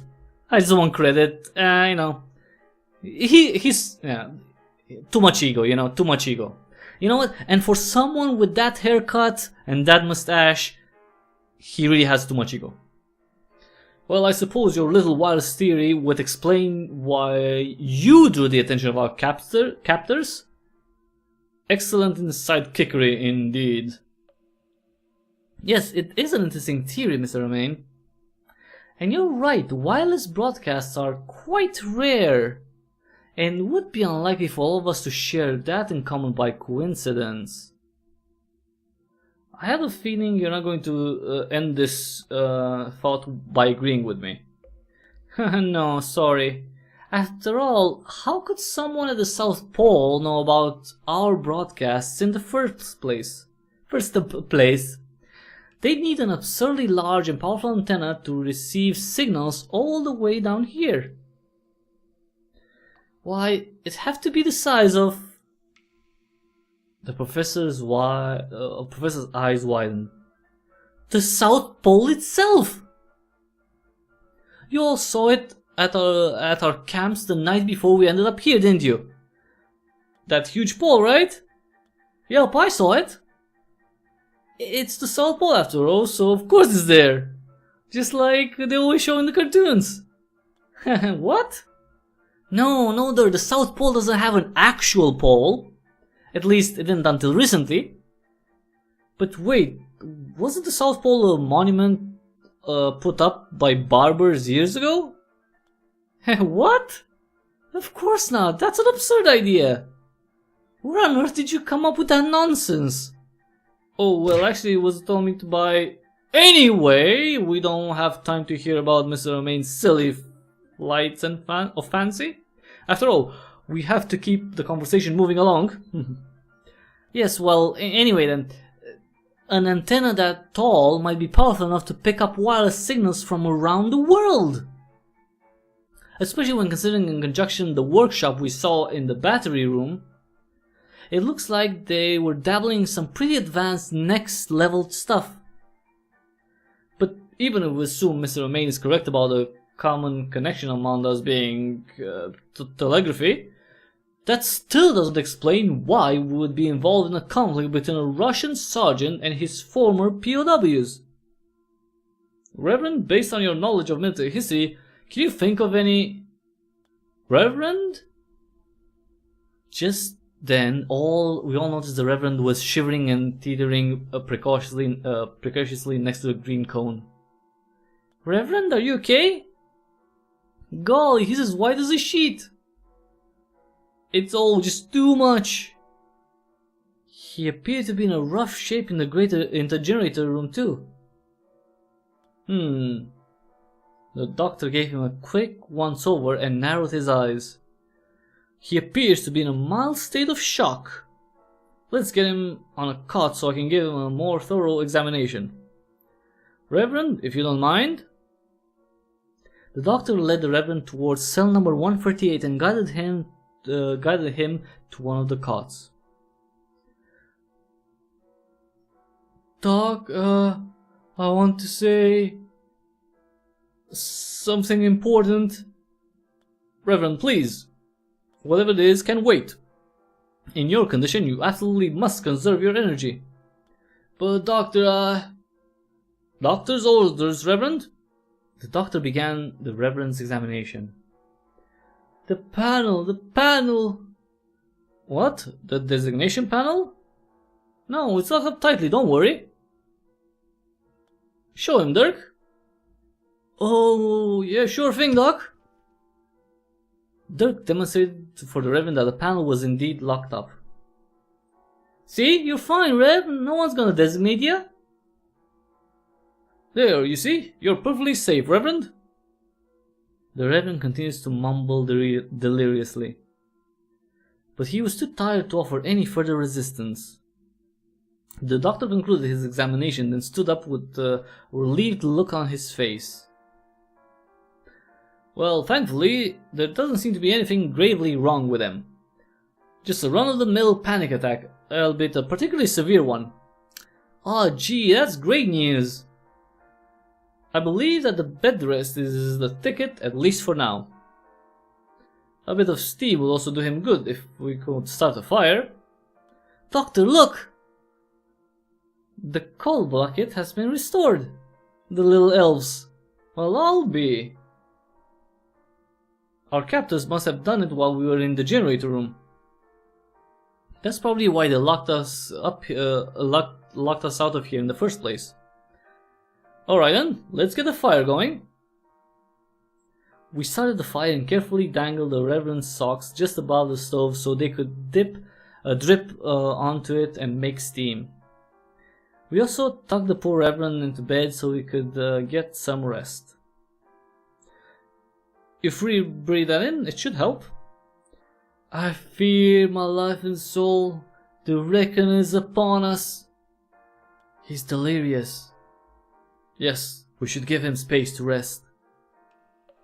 With that, we all stepped into the main room and the doctor turned around to address us.